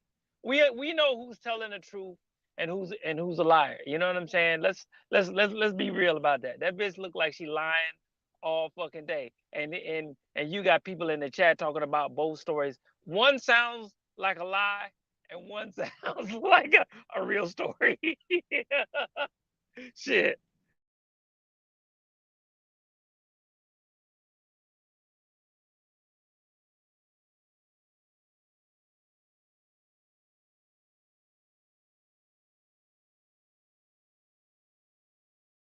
I was muted, my bad. So that's the crazy thing about it, bro. Like you said, right? A woman can just hop out here, bro, and cry wolf and claim to be victim, right? Don't provide any type of background. She's not telling any instances, any stories like he did. He said, hey, look, he gave, you know, times, he gave places, he gave specific instances. And then too, like I said, it wasn't just all about her. That was a portion of it, but he talked about his career. He talked about, you know what I'm saying, religion. He talked about a whole bunch of different things. So again, bro, like I said, the dude is not lying, bro. I know he's an actor. This nigga ain't Denzel. He ain't Will Smith. Y'all stop. Let's not act like this. Like, you know what I'm saying? He's just that great of an actor, the motherfucker, where he could be able to. But no, man, like you said, him telling this story and able to recall these things. And too, like you said, bro, ain't no nigga talking about this. Ain't even making this up. You know how bad this makes you look as a man? You know what I'm saying? Like you said, your old lady had 2 or 3 pregnant 3 different times by other niggas and you while y'all was married. Come on, man. Or one time before, and then 2 more times during the marriage, she's pregnant by somebody else. She out here motherfucking fucking. Come on, bro. No man's gonna fucking tell that story, dog. No man's gonna tell that story.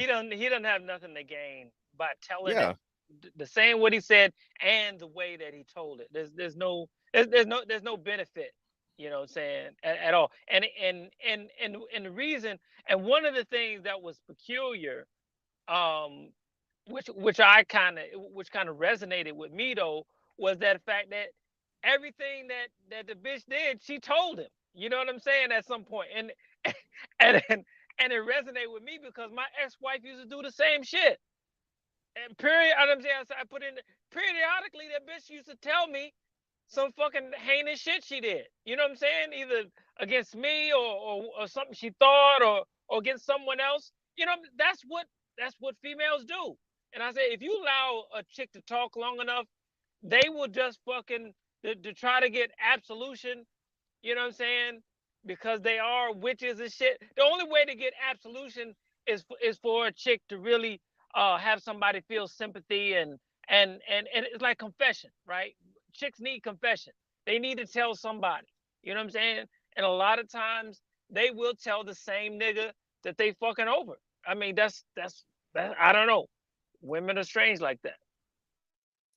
Yeah, man. Like you said, bro, that's the whole thing. And then too, like you said, our own experiences, right? Bro, listen, the amount of shit I did, you know what I'm saying, in relationships after I went with a relationship with a bitch no more. Like you said, oh, you was just horrible this, you was horrible that, you never did this right, you never did that right. Bitch, you weren't complaining about none of the complaints when we was together. Now all of a sudden, you know what I'm saying, I'm just the worst thing ever after the fact. Like, well, get the fuck out of here, man. Like you said, that's the go-to. And society's already gonna you know, just naturally cling to the woman because the woman's the victim. You know, the man's aggressive. He's you know, he's manipulative. all these different things of where no negative attributes of being a human being is ever even put on a woman, bro. You know what I'm saying? She got to have i.e. what Johnny Depp and what was his girlfriend's name? I don't even remember her name. But the whole Johnny Depp situation fucking showed you this, bro. This bitch was putting shit on pillows. Okay? Putting shit on the fucking pillow, bro. And she was telling her, made this man lose who knows how many hundreds of millions of fucking dollars, because, you know what I'm saying, immediately a man is guilty until proven innocent against any, and I mean any, claim of abuse from a woman. I mean, she chopped that nigga finger off, man. God Yeah, Amber damn. Heard, appreciate you. Yeah, Amber Heard. She chopped that nigga's finger off. You know? God, these chicks are heinous, bro. I mean, Yeah, man. unfortunately, though, this the culture that we live in. I think the average woman, and see, the thing is, I think people in the chat, and I think some of the females too, they don't understand. This is the average female in America, right? If we really want to keep it a buck, this is not a fucking surprising to me whatsoever. Shit. Hold on, against XY. I'm trying to find this too. What the hell is the thing, man? Hold on. Trying to find this shit.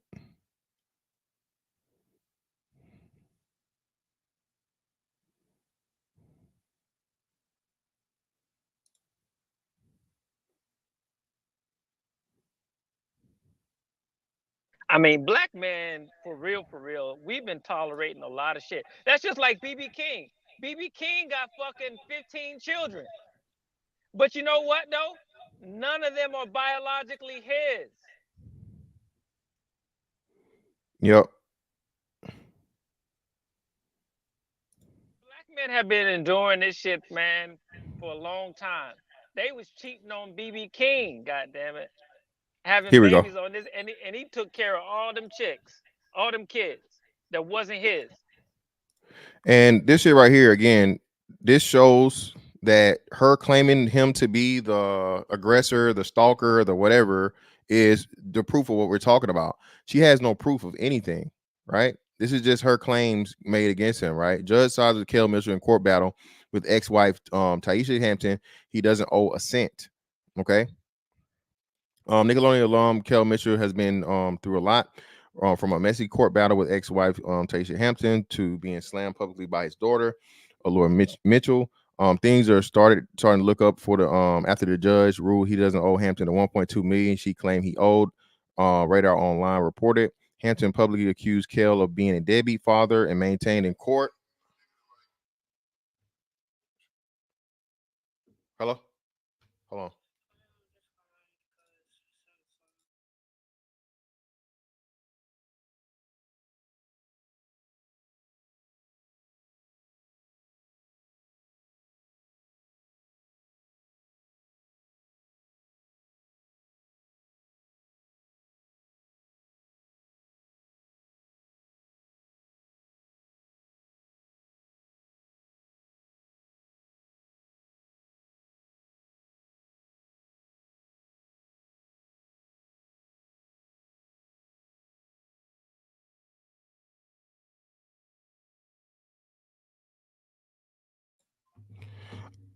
Yeah, okay, my bad. Hampton publicly accused Kel of being a deadbeat father, maintained in court he owed her 1.2 million in back child support and spousal support. Kel and his lawyer argued that the actor didn't owe his ex anything, mainly since she sold her family home for $425,000, which made up for what he owed. Taisha has a long history of foul play. Kel's attorney stated in the court documents there's evidence to support that she has misrepresented her assets, income to the court in the past. She has forced a grant deed and signatures to transfer the title of the family residence in this case. She was charged criminally with identity theft. So this, again, this is evidence, people. This is why we know this man is fucking not lying. Okay, this is why we know he's not lying. This is why we know that, again, this man isn't just on here fabricating shit, because he has legal justification and support of this bitch being a fucking, not only being a bitch, an unbearable bitch, but a liar. Okay, she's a liar and a thief. So everybody, so again, man, I understand you guys saying, you know what I'm saying, there are different sides to a story, but even though there are different sides to a story, you know, your side, their side, and the truth, we all know that, right? But the problem is two sides always align and one is just bullshit. You feel what I'm saying? Two sides gonna always align, and you got one that's on bullshit, and her shit is on bullshit. Everything, this is legal documentation, man. Kel claimed that his ex has done everything in her power to drag him through her path of destruction. He continued, I was forced to start over and made an active effort to get my life affairs in order. I focused on rebuilding my relationships and my career. Despite my best efforts, I've still had to spend all these years and thousands of dollars to defend myself against her actions. Taisha has painted me as a deadbeat father, not only in this courtroom, but in the community and my entire public platform. Again, definitely, destroying a man's character, man. Again, people automatically, and that's why I told y'all this fucking what's name shit was so pissed me off so much, because, bro, any type of claim, especially you're talking about a grown man dealing with kids, dog, and there's no evidence behind it, bro. Nigga, you should be motherfucking beat in the fucking street, dog. You should have your ass beat in the street, for real, for real. You know what I mean? Because that's a claim, bro, that everybody's gonna automatically just go to, and everybody now is fucking saying this stupid shit. And it's pissing me off because I'm seeing it. Everybody's a pedophile now because of the fucking beef between two rappers. Okay, yeah, shoot. What's good? What's good? What's up? Let me finish reading this and we'll get back to it. Whoever this thing is, what's the name? Allure backed her mother's accusation of Kel's being a deadbeat father in late December through TikTok videos, claiming the only support her father gave was financial. And then, man, that's just a whole nother sadness part of it. Because again, bro, the parental alienation, bro, is just so crazy. And people in the world is just now starting to find out about this thing, man, when it's been something that's been existing for forever, right? But you know, the way these women leverage the kids against the fathers, man, bro, they know that's the only way to hurt a man once he no longer cares about them. But we saw Triple Black. Triple Black, what's up with you, brother? Appreciate your patience. What you got for us? What's up, man? Man, it's just like, I hate to say it, man, but you know what I'm saying? It's like these women kind of almost know that nobody cares about the truth anymore, because most women, I mean, I guess women in general are just, they're victims to their feelings. Like, if it's like, for instance, like with this thing, like any woman that's probably felt like she was been abused is going to be on her side, regardless of how much evidence that you give to the contrary. They are a victim to their feelings. You know what I'm saying? I felt like he did something wrong. It's not, I can't prove he did something wrong, but I felt like he was a deadbeat dad. You know, and I'm glad that you brought this up. You remember a couple years back, now it's probably like 10 years. Pilar Sanders did the same fucking thing. Yeah, to Dion. yeah, to Dion. Yep. Shit. They had the kids go in court and tell some fucking lies on Dion. All three of them, and look at them now. That shit is crazy. But the thing about it is with the social media, like, these women know this shit is baked into the system. They always are going to have that fucking play. They're always going to be able to deflect, claim abuse. Deflect, claim abuse. Or he was gay. Oh yeah, he was with a man. And you know what? And the thing about it too is the women are so much a victim to their feelings that they will believe them. They will believe this hoe. Most men won't, because a lot of men don't have, I mean, well, I guess this generation has a lot of been raised by some single mothers, and they have the simp, believe all women gene, or, you know, the little gene in them. So that's hard. But most women, they can't help themselves. When they hear this shit, just like if you go and watch the Shade Room and shit like that, no matter how much evidence to the contrary, those women will still, like, they will still back that woman up. And she knows that shit. She knows that shit. Like, and the thing about it too, I think, Kel probably kind of wasted his time going on what's the name other than get some publicity. Because if he thought that he's gonna win the court of public opinion, there's no way. There's no fucking way. Well, I don't know. I think this is what I say. This is what I say to that, right? And the I'm becoming more and more aware of a loud minority, right? Because we're that of sorts. We're a loud minority, the quote unquote, male positive, what male exceptionist they call it or whatever. They all this bullshit or whatever labels they put it, but men that are speaking for men, we're a loud minority, right? And the thing is, you have a lot of other loud minorities that are just louder and they're a little bigger. So the whole aspect of this shit, man, is that the men are seeing this because, like yourself, like Ian, and I'm pretty sure Prime will talk about when he talks. We've experienced some of this at the levels, hope some at lesser levels, some not at all, but some at the most ultimate shit, just like this man. It's the one I told y'all. The most wonderful thing about this space is coming to find out again that you're not crazy. You're not the only one, and men are forced every day to believe that it's just him, it's just you. You're just whining, you're just bitching, you're just complaining. Man up, figure it out, nigga. Work harder, nigga. You know what I'm saying? It's your fault because you just aren't, you aren't pushing yourself hard enough. Well, no, it's not. No, everybody that you're dealing with is a dick. You're the only motherfucker they know gonna work hard, so they let you work and they fucking take, they take plays off. They purposely fucking lack and lag because they know you're gonna pick the shit up. And the wonderful thing about having spaces like this, man, again, this isn't just fucking trauma bonding. All right. This ain't just fucking, telling you what you want to hear. All right. But it is getting you to an understanding of fucking giving a fuck about yourself enough to be able to fucking point out when somebody's trying to get over on you and fuck you over, bro. And it's just the bullshit. That's what it is, dog. You know what I'm saying? Well, it's even him telling the story is like, oh, you can overcome some shit too. You know what I'm saying? Yeah, exactly.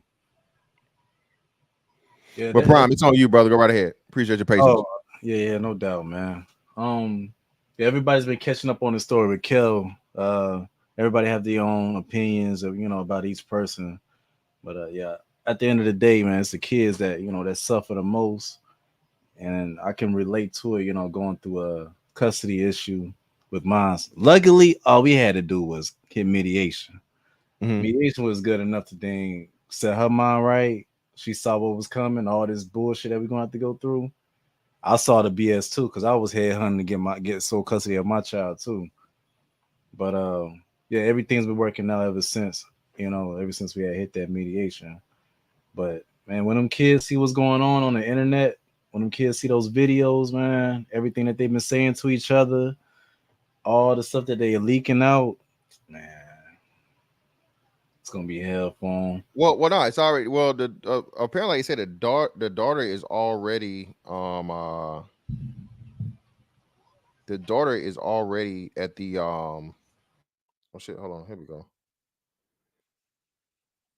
Well, what was that? I didn't mean to do that. But the daughter is already involved, and like he said, the daughter was helping the mom in tandem and talk about how he was a deadbeat and all these everything. So the children are already involved. Wow. Daughter, you know what I'm saying? Yeah. So go ahead. No, you know how they say whatever's in the dark will come to light. It's gonna come to light. The thing about it is at the end of the day, it's usually gonna be the woman that suffers. Like, I'll give another example. Look at Kurt Franklin's situation. Like, eventually those lies are gonna come out, and when she, she's probably relatively young right now to where she's impressionable, but when she hits that age when she really has some understanding, or even when she has kids of her own, that kid is gonna realize, man, mom, you fucked me over. Like, you really fucked me over. Like, you know what I'm saying? You really fucked that relationship that I had with my fucking father over some, I don't know over what, but you really, they're gonna come to the realization one day that something that were done wrong. And usually it's done wrong by mom. Because right now, a lot of people, a lot of people, like, especially the men of this generation, man, mom can't do no wrong. She's a poor, struggling, single mom, and, dad didn't want to take care of his responsibilities. And then, they get, by age 30, and he'd be like, oh, shit. Damn, I'm going through this shit now. I didn't even know what my dad was going through. Like I said, man, whatever's in the dark will come to light, man. The chickens will come home to roost, man. And yeah, it's going to happen, man. Yeah. But there still usually isn't any penalties for the female though, because like for me and for most men that I know who've gone stuff with their wives, the men still don't try to turn the kids against the mothers, even though the truth comes out. You see what I'm saying? Yep. Prime, you was finna say something? I thought he was. My bad. I was muted. Yeah, I was going to say, unfortunately, man, it takes like. True Black. Hold on. True Black. Go ahead, Prime. Now I was going to say, yeah, the chickens do come to roost, man, but man, unfortunately, it'd be years. So sometimes it takes years, or till they are grown, 18, 20, 30. Like that shit takes time. Especially when you've been a stand-up person for the most part, and the other person been telling lies about you. Bro, I hate that shit. I mean, but men are practical. The thing about it is, men we're wired different. We're practical. Because the thing about it is no matter how big of a piece of shit that your baby mama or your ex-wife is, what good does it do at all to trash her? Nothing. When she's raising your kid. It makes you look bad, and plus it does nothing for the kids. I mean, to know that their mom is a big piece of shit, how's that help you? If anything, it makes your life fucking worse, right? Yeah. So you know what I'm saying? There's probably some shit right now, man, that people like that they will take to the fucking grave about shit like shit that their mama did to them, or shit that happened to them because of their mama. Because they know what the consequences is. Like, do women have an easy time taking accountability for shit? No, it's really difficult. I mean, it's like, is it really worth the squeeze to see her suffer? I mean, whose life is it going to enrich when you have a fucking woman suffering? Does it enrich the kids' lives? Well, I mean, with my ex-wife, I remember when me and my ex-wife divorced, she said, well, after we were divorced, she said the only problem she had with me, the only real problem she had with me was that she thought I was trying to be too perfect, and I didn't respond to her negativity well. But yet and still, down the road, she's trying to alienate me from my kids. But you've already admitted that I was the best that you've ever had in terms of relationship and love and protection, and all that shit. But yet still, you trying to keep me from my kids, and with no justification. I don't even know what the fuck you telling my kids, because what can you tell them? There's nothing. Man, you'd be surprised. You'd be surprised. Hey, but a pig doesn't want to play with you in the freaking in the grass or anything like that. They want you to get right in the goddamn slop with them. They want you to get in the mud. A pig, a pig wants you to get right in the mud with them. I mean, that's why a lot of them, when they get, you hear them. I was young and all that. They love to date dirtbags. They love fucking dirtbags. You know why? Because it makes them feel better about themselves. You know what I'm saying? They can use that. Oh, I was young. I didn't know any better, or he manipulated me. Blah blah blah. Nah, that's just how they are. They love shitbags.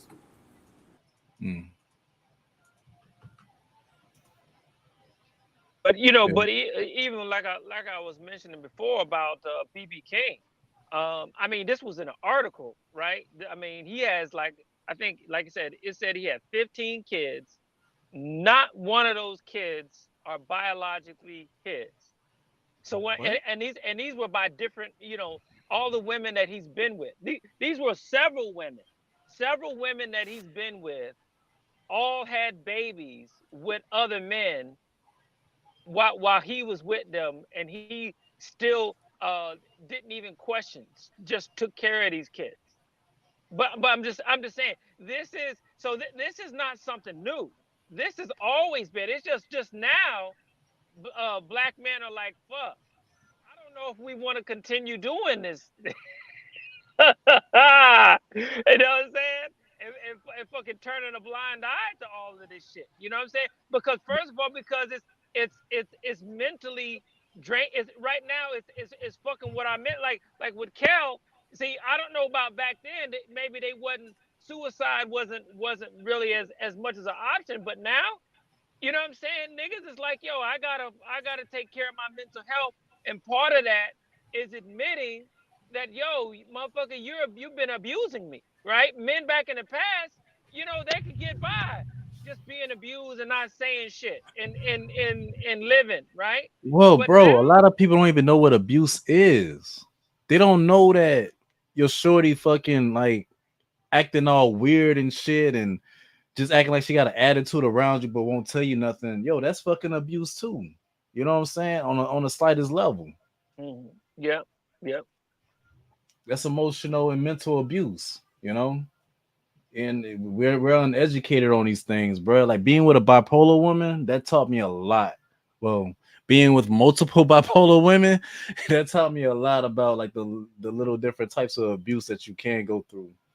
You know what I'm saying? As a man, it's not always physical, man. It's some crazy stuff, bro, that they can have you down bottled up, down in a fetal position, just about.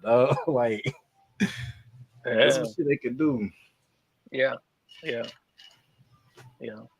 But I mean, I never said anything to my kids, right? And I think there's always a fear. I think part of the alienation is that she's always afraid if I really get in a good relationship, I'm just gonna tell them the whole fucking truth, right? And not because I'm trying.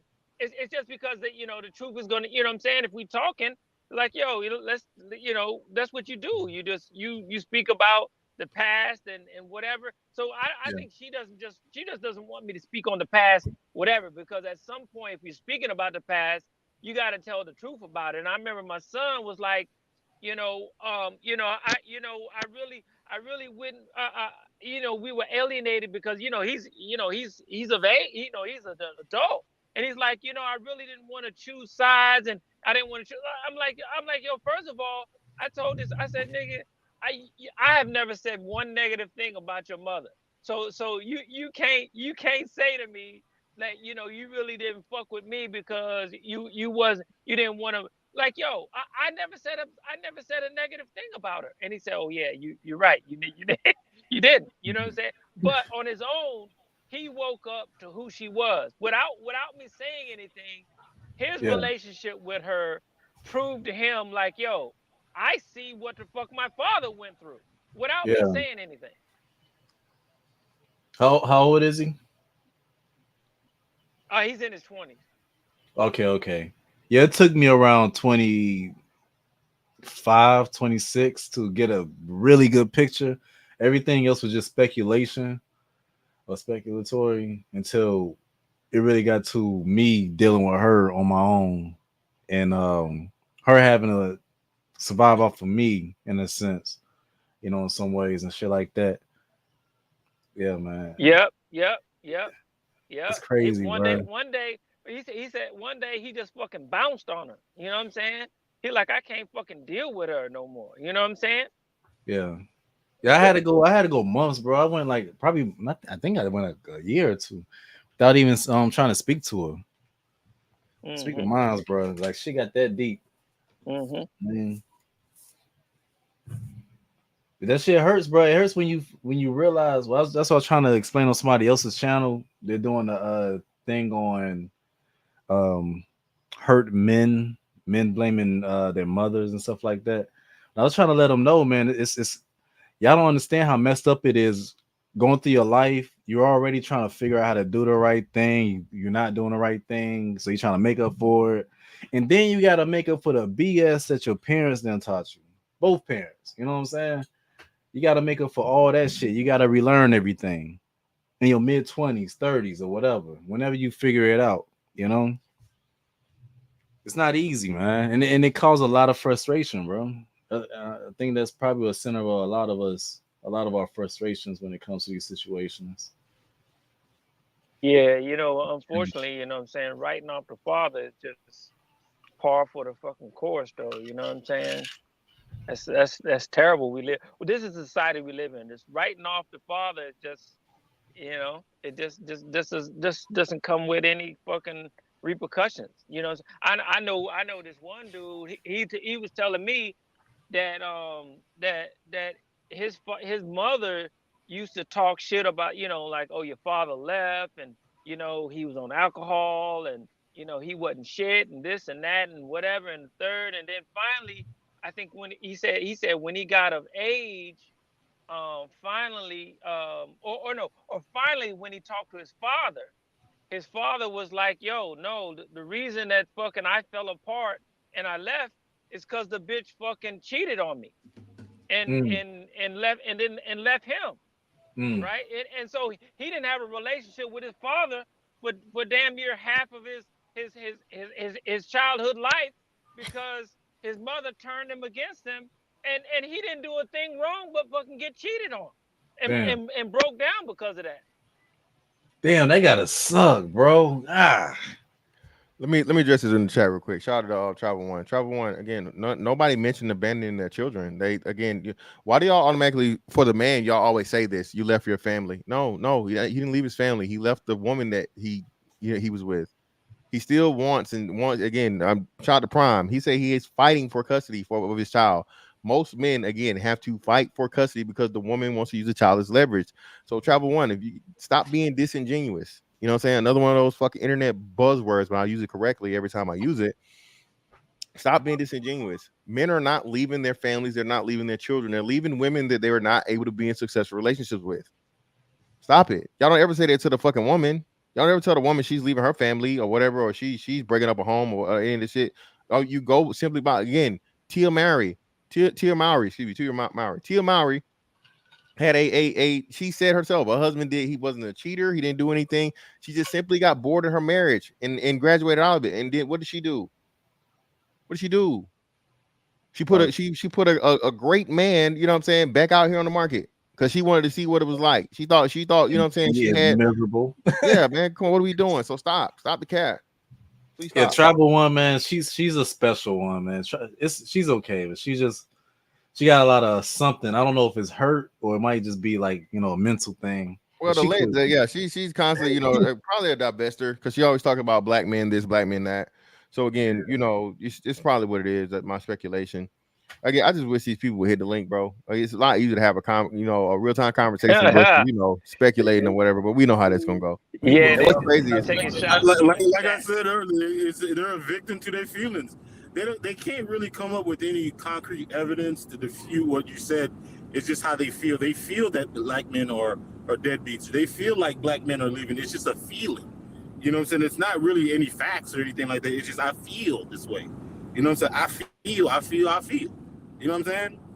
I mean, the thing about it is, how can you have it how can like 80% of the relationships that women leave, but yet you can say that men are abandoning children? Exactly. If Thank they you. aren't leaving, what logical sense, what Chinese math, what math are you using?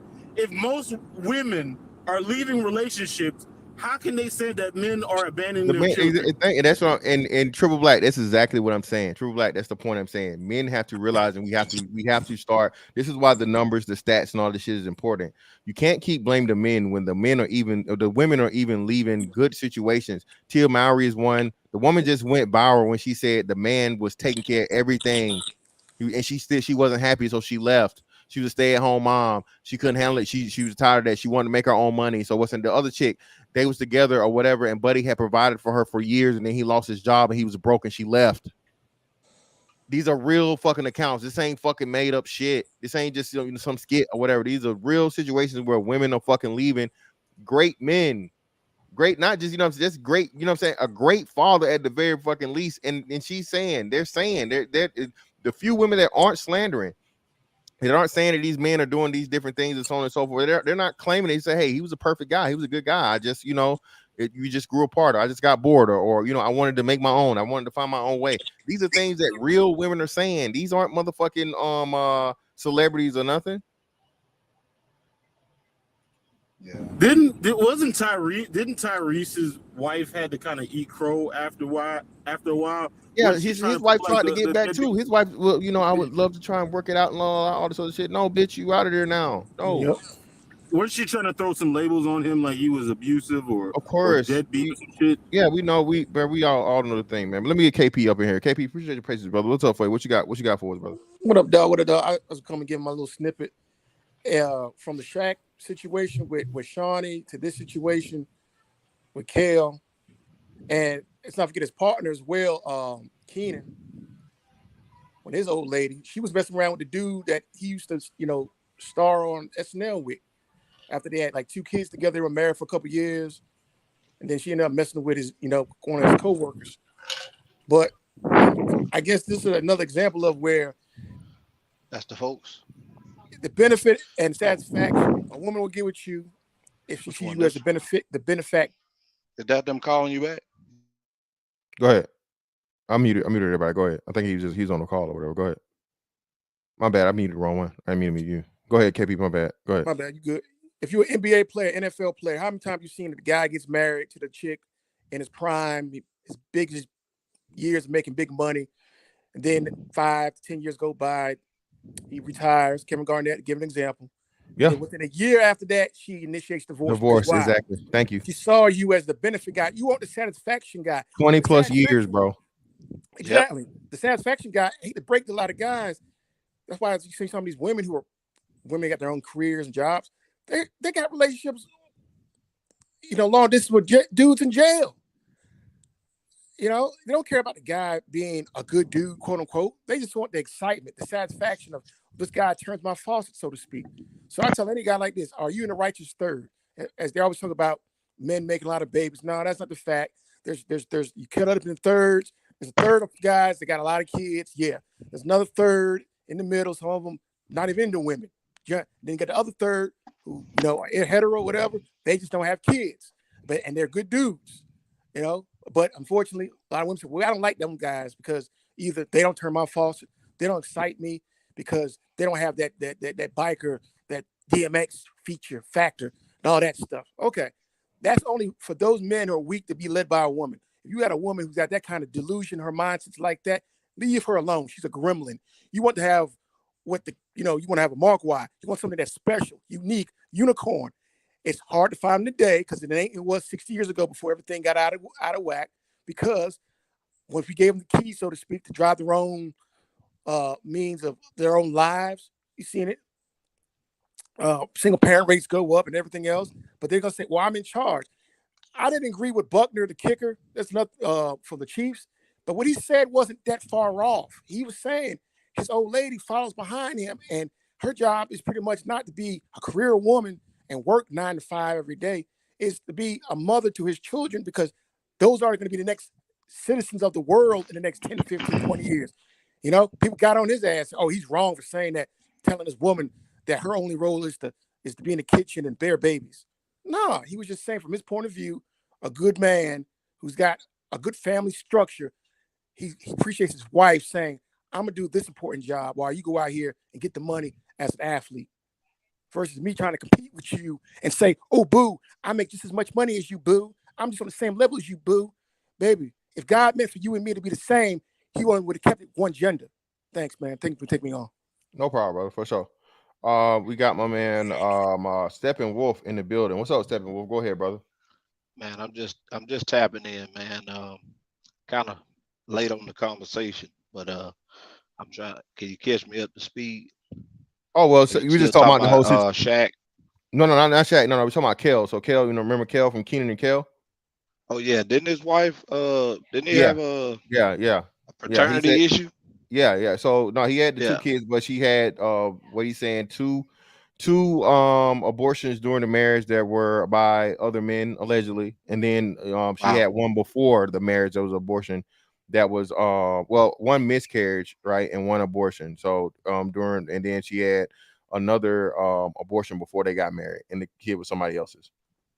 Wow, that's crazy, man.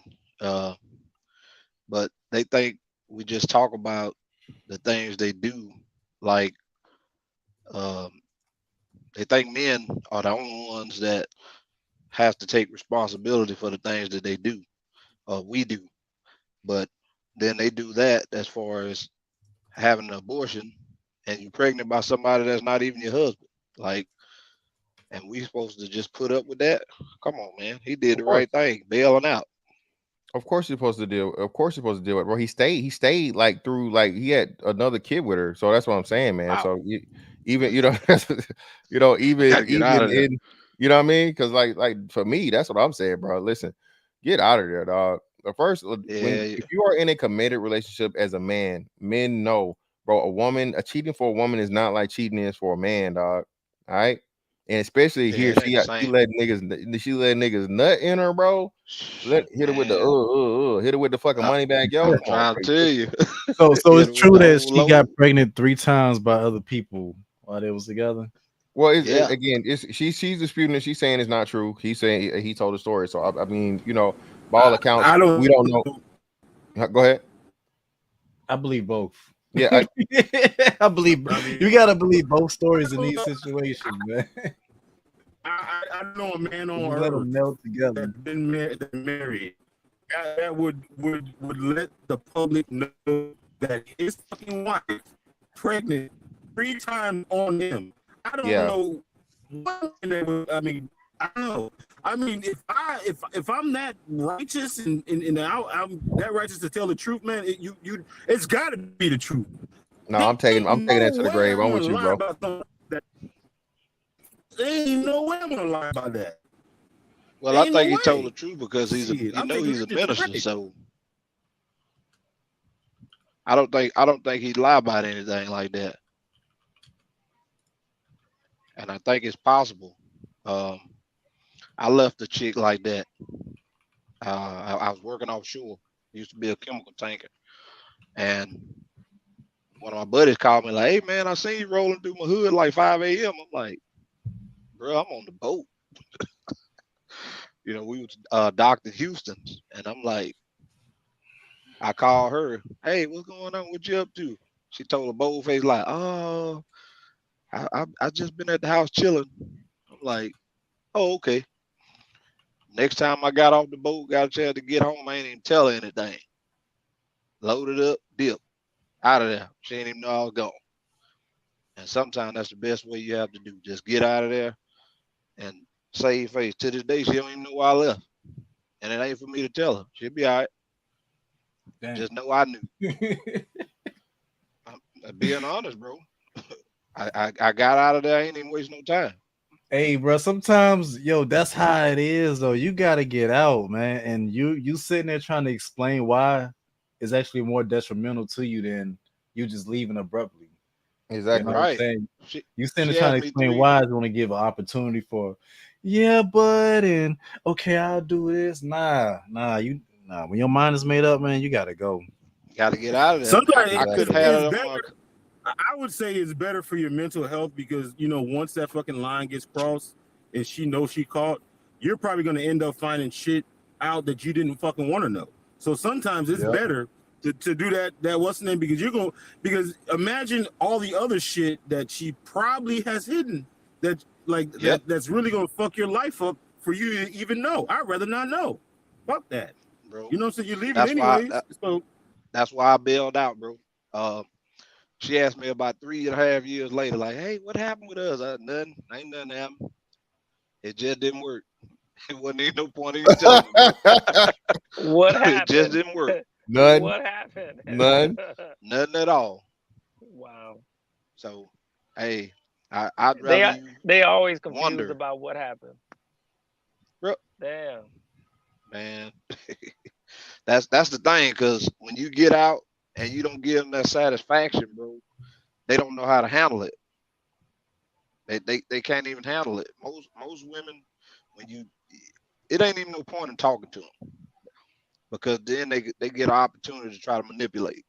Mm-hmm. So when you don't talk to them, you get out, you take that time and clear your thoughts, which I did, and man, I went on with my life and been fine. But I thought I heard y'all talking about guys and getting custody of their kids, because I was a single father from I got my kids at 11 and 10 and 11 and raised them, and they out the house. I got one in college at A&M in the band, and I got a son that just graduated yesterday. So congrats, fam. Congrats, brother. Congrats, it is men out here that, you know, take care of the kids and they can do the job. Now, I was lucky. My kids were, I got my son up in age to where I taught them how to drive, where they can kind of move around on their own. And it was a whole lot easier for me to, you know, have an extra car that they can drive until my my son granddad gave him a truck. So, and that's the vehicle he used now to go back and forth to A&M from South Alabama.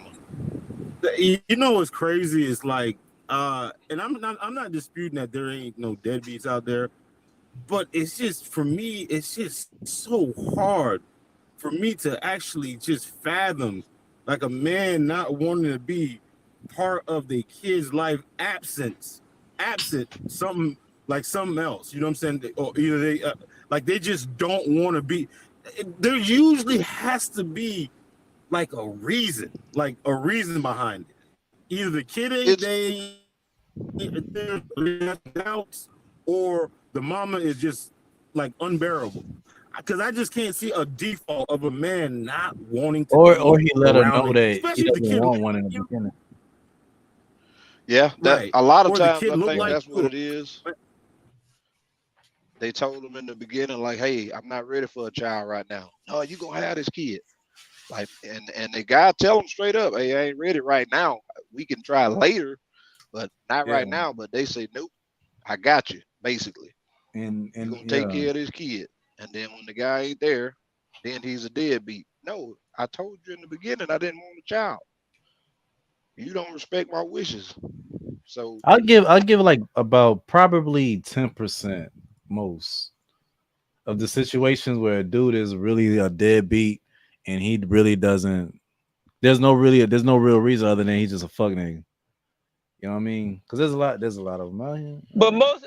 I ain't gonna call him. Most of those cases, those chicks knew going in that he was a Exactly. deadbeat. You know what I'm saying? So that nigga had, you know, he had 10 other kids that he don't fuck with. You know what I'm saying? Yeah. So that's what that is.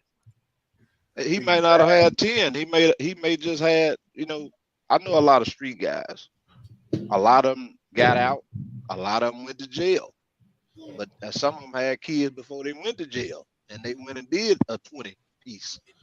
Man, your child grown when you come home. You know, you can't have a relationship with a child when you're locked up like that.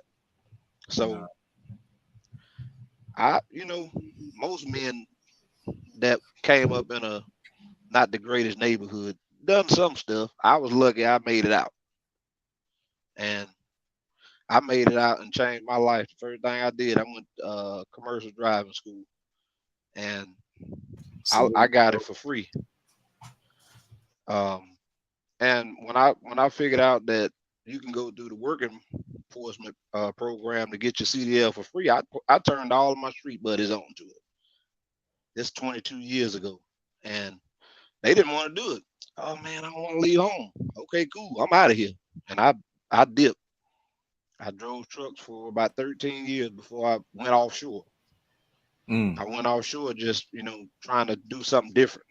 And I worked my way all the way up to captain until I had to come home and get custody of my kids. My son and mom died. So sometimes, you know, you have to make decisions. You have to make decisions, you know, that may affect your livelihood.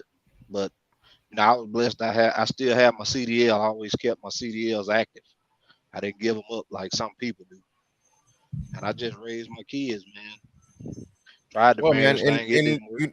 And like you said, man, that's the wonderful part about it, man. Like you said, you know, being a provider, and then still making a sacrifice. You feel what I'm saying? And people claim that men don't do this when men do this all the time, man. It just never gets talked about because, again, like you said, it isn't a popular thing, and that isn't the story or the narrative they want pushed. They don't want, you know, dads are, you know what I'm saying, that they literally pushing it out to where dads aren't necessary. You know what I'm saying? Unless they're dads, like plural, like two dads. if it's two dads, they cool with Exactly. that. You know what I'm saying? If they brother fuckers, they fine with it. But biological fathers, you know what I mean, man. And at one point in time, bro, people are actually talking about that to where, even when you are the biological father and unfortunately, like, the mother passes away or she gets in the situation where she's not, the father still has to fight for his kids, man, which is crazy.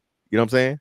You still have to fight for your kids, and people don't even understand that. You know what I'm saying? The situation in that, man. But Parental, I got a question I've been wanting to ask you for a minute, bro. Yeah, go ahead.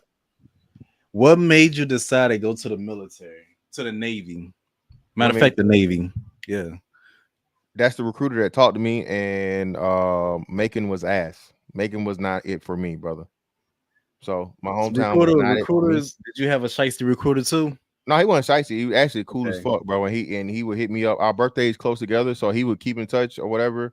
He hit me up like every birthday or whatever. He's a Master Chief now. Shout out to him. Shit, I think he probably got like a couple more years. So nah, man. Mine was a grimy nigga. He was trying to hit on my She wasn't my girl because she was gay, but we was doing our things. He was trying to hit on the whole time as my recruiting process. Hey man, dipping they deppers, man. You know how to make it, bro. Gotta dip them deppers, man. What kind of ship did you get on? I was never on I was squadron, bro. But when I was deployed, I was on the carrier. I never been on a small boy. That's what's up, man. That's where I should have went if I wanted to make it like a longevity thing. My recruiter tricked me. What did he get you I with? told him I wanted to do an electronics technician, so he was like, "Okay, I got you." He put me in submarines. Oh Lord, so that's the story behind my whole shark situation. Oh yeah. So when you get your quals in submarines, you get a dolphins. They're called dolphins. You know what I'm saying? I always feel like I was a shark amongst dolphins though, because you know what I'm saying. I'm black. I'm from the hood. They got me straight from the hood. Armed robbery charge and everything. You know what I'm saying? So that's the little backstory of mine. But if I would have went carrier, I know that I would have stayed in it. I know I would have stayed in it a lot longer. Did you get nuke? Did I get nuke? Yeah. They started me off in nuclear engineering school, but they went on ahead and put me electronics technician. Oh shit. Okay. Well, damn, bro. You definitely should have finessed that nuke shit, boy. Because that right there, bro, that's like 20 hours a day in class. I'm partying the whole time. Mind you, I'm 20 hours a day for what? For what, a year and a half versus a 4-year degree.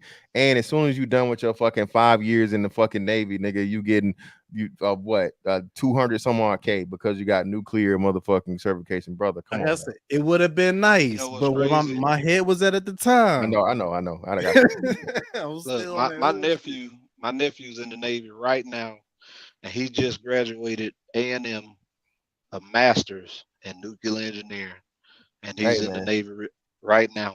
And I told him, I said, man, once you get out, I said, man, you gonna have sky's the limit. Tell him don't sign no more. Yeah, tell him do not re-up, bro. It's not worth it. Tell him don't re-up. Don't re-up. He already said when this one's over, he'll have 8 years in, and he got his master's. Matter of fact, he just graduated last Friday. And master's in nuclear engineering. Yeah, bro. Yeah. I think he graduated 4.0. Yeah. So yeah. He good. He said. No kids. I told him. I said, man, don't even think about no kids till you're about 40. Shout out to him, man.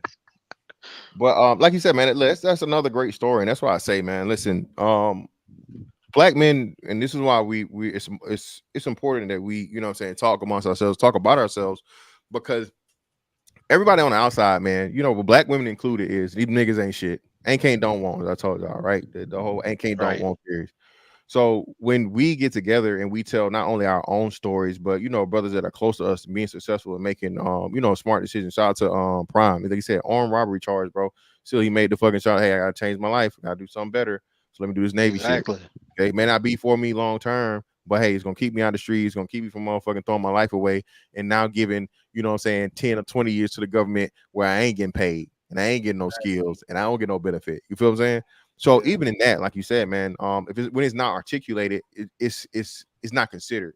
You know what I'm saying? People don't even look at it the way it should be fully looked at and get the full breadth of it, because they're just simply, oh, nigga, it's just, you know, whatever. But then, like you said, man, it's brothers that have Kel talked about so many losses that he had from, you know, his best friend getting murdered and, you know, cousin getting killed and uncles and all these other things. Why? Street shit, right? But yet still, like I said, he's here and he's successful because he didn't choose the lifestyle that he grew up in. Exactly. So yeah, man. So that's all I'm saying, bro. It's just, you know, that's the whole part of it. But you know what's crazy though? Why you was saying that? Because I be in a lot of spaces with about reparations and different things like that. What I find over the last 5, 6, 7 years that I've been in these political spaces and different stuff like that is what I realize is that the history, Black history, is told from a feminine perspective. So when you're talking about telling our stories, that it's just across the board that they don't tell our stories, because you got women that'll be like, you know, Black men are conquered, but how the fuck do you study Black history and at any point look at Black men as conquered when in fact anything that we got came under the duress and under the strength and under the endurance of what a Black man has accomplished, right? Because like even when you talk about civil rights, right? When you talk about the armed forces, right? But not for the fact that Black men, first of all, go all the way back to the Civil War. Lincoln said, you know, but not for Black men entering the war, the North would have lost the fucking war, and we would have been living in a fucking Confederate Nazi country or whatever right now, right? And then you go fast forward, you talk about civil rights, but not for Black men serving in the military, right? The first desegregation policy was set forth through the military. That's what caused, you know what I'm saying, the civil rights you know, that we get, you know, in regular life, because the military man, right? So we don't get any credit, right? Because again, our women don't celebrate us when everything that we have came because of Black men's death and sacrifice, but they won't tell a story like that. So when you go to the personal relationships, they got the same fucking opinion, but whether it's political or personal, they act like Black men ain't never done shit and ain't never accomplished shit. And that's a bold-faced lie. Well, you also got to look at the agenda. I mean, I'll give you a couple years ago, right? Have you ever heard of Nat Turner before?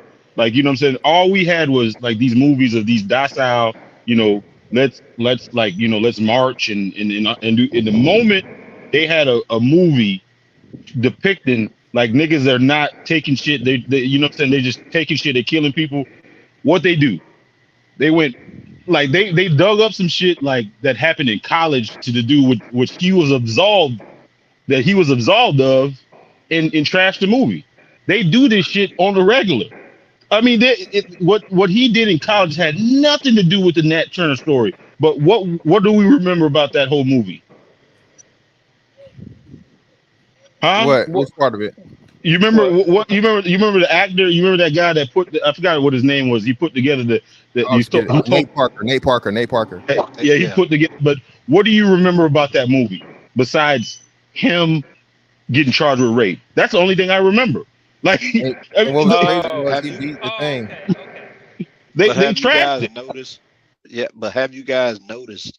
That's one of the first things they try to do. They're gonna try to put an asterisk on your name. I mean, it don't matter if you making millions or you're a regular guy. That's one of the things they want to do. Even when it come down to your credit, you can pay bills and you'll still have something just out of the blue when you're current. Everything's going good. Boom. You're like, hey, where this come from? Now you got to try to fight to get it off, you lose 50, 60 points, you know, off your credit. And then you look up, you're like, man, I got to figure out what went on, what happened. And them points they don't just give you 50 points back. It's a slow rise back. I mean, all of that stuff is strategic, man. It's a lot of things in life you look at that goes on that, especially for a Black man, it happens. Can you name one Black freedom fighter? Like, we'll even put Martin Luther and was it Malcolm X in it? That wasn't trashed in the media. That wasn't trashed in the media one way or another. Like he was a womanizer. He was the name one that was clean. Well, this is the thing.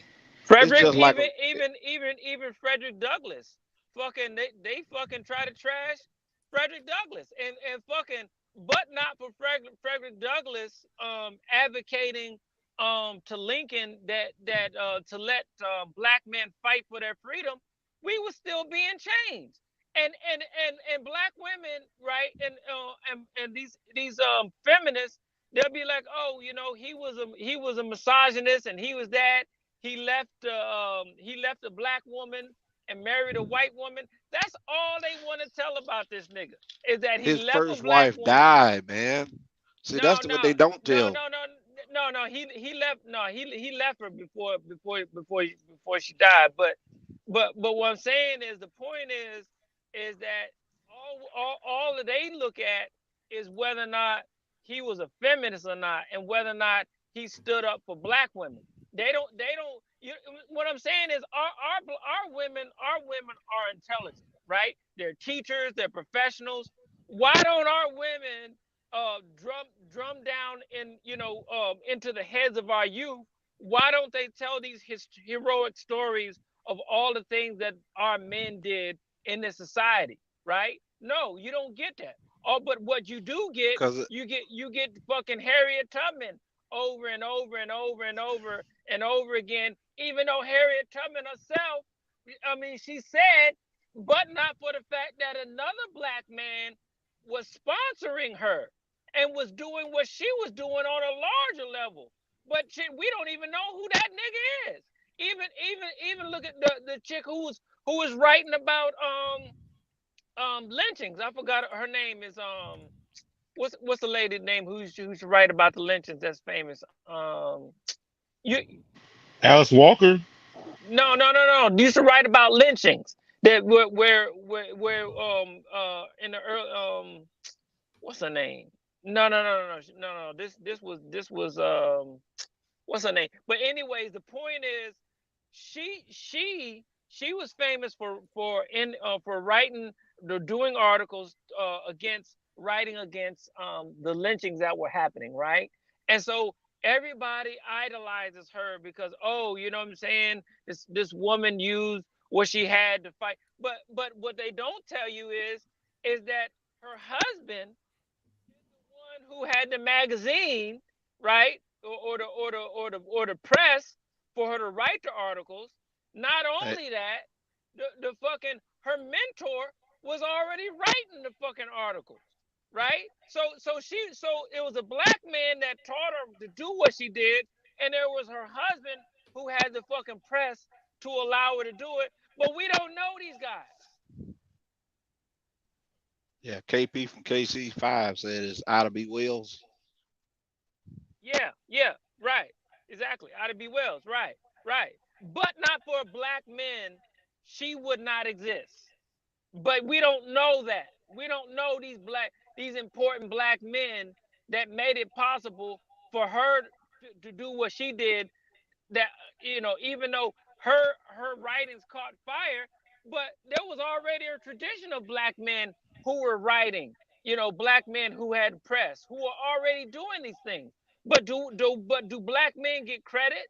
Do black men get credit for setting the foundation for everything that black feminists say that they were able to do? When do you hear black women saying, thank you, black man, for putting us in the position to even do what we did? When do you hear that? You don't. You never hear. But how come, you know what's crazy? How come we don't know about the hundreds of black millionaires before Madam C.J. Walker? We know her, you know, because she was the first, was it woman millionaire or whatever? But I know black woman. I don't know if she's the first woman millionaire. No, the first black woman millionaire. How come we don't know anything about the other millionaires that are black men? Because it's by design. That's the reason why I popped up here, man. Like all the stuff, like it's an attack on men in general. But you know what I'm saying? Specifically, the black man is like, I always viewed as a threat. You know what I'm saying? From the Black Messiah thing to all kinds of stuff.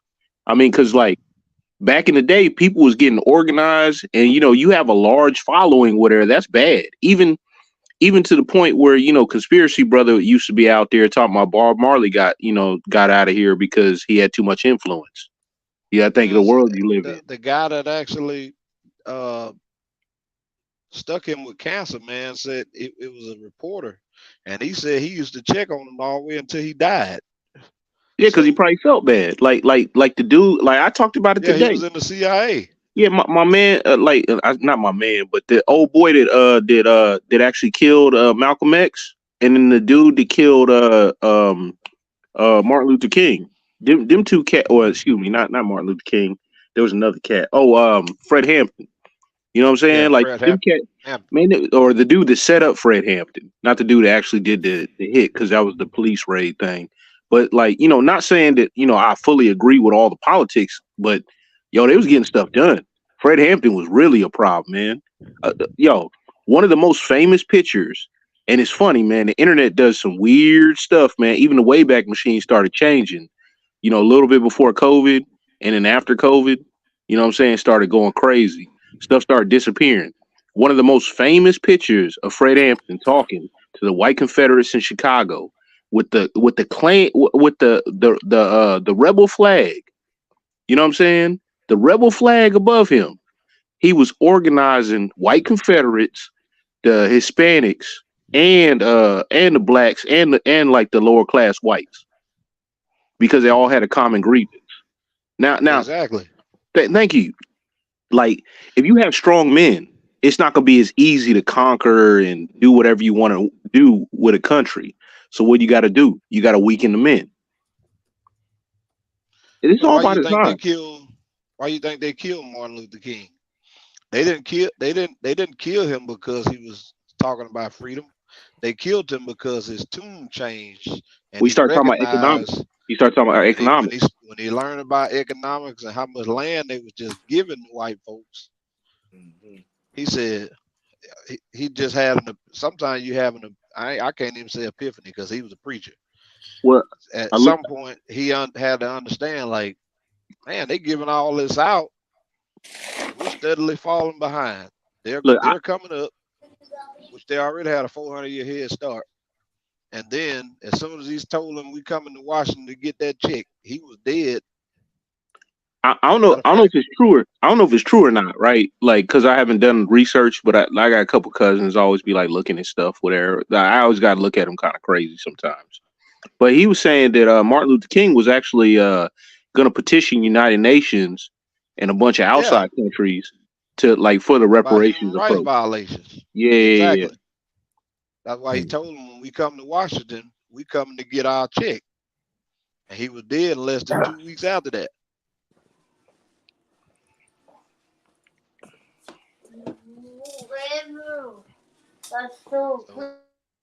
Not trying to put a dampener on things. I mean, all this stuff happened, man. I'm just glad that just as men we can come together and we got minds that can think and we can dialogue without all the drama.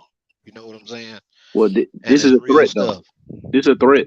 Yo, can I jump in here real quick, man? Yeah, go ahead. Go ahead. This goddamn this Black History lesson and shit, man. But that just goes to show that all the shit that women say about black men reading on the 4th grade level, you guys are clearly displaying that y'all know some shit, bro. But that's neither here nor there. I wanted to speak on my guy Kel's let his old lady get nutted in more than 3 times by 3 different men. It's an evil world we live in, fam. 3 times? Hey, man, and it told the story like you said, man. It come to the public. It's an evil world we live in. Like I anybody you can name, he is in the league right now, brother. I'm taking that to the grave, bro. Nobody. I wouldn't have no shit like that, bro.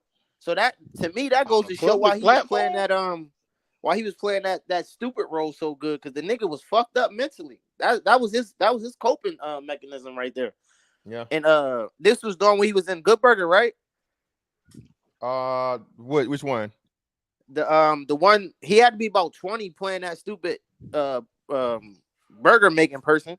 Well, yeah, no, he was saying that the person before they got married, they were like right at 18 when she had the first abortion or whatever, or whatever. And then some of this stuff was definitely during that. So like, it's been so throughout his this whole makes career. sense. Why we was like, yo, this got to be the stupidest motherfucker. He played this shit so good. So like, how I analyze it, how I assessed it, like all the shit that he was going through, he just tied it in and locked into that role. Yeah, that's what he said. He said that on the interview.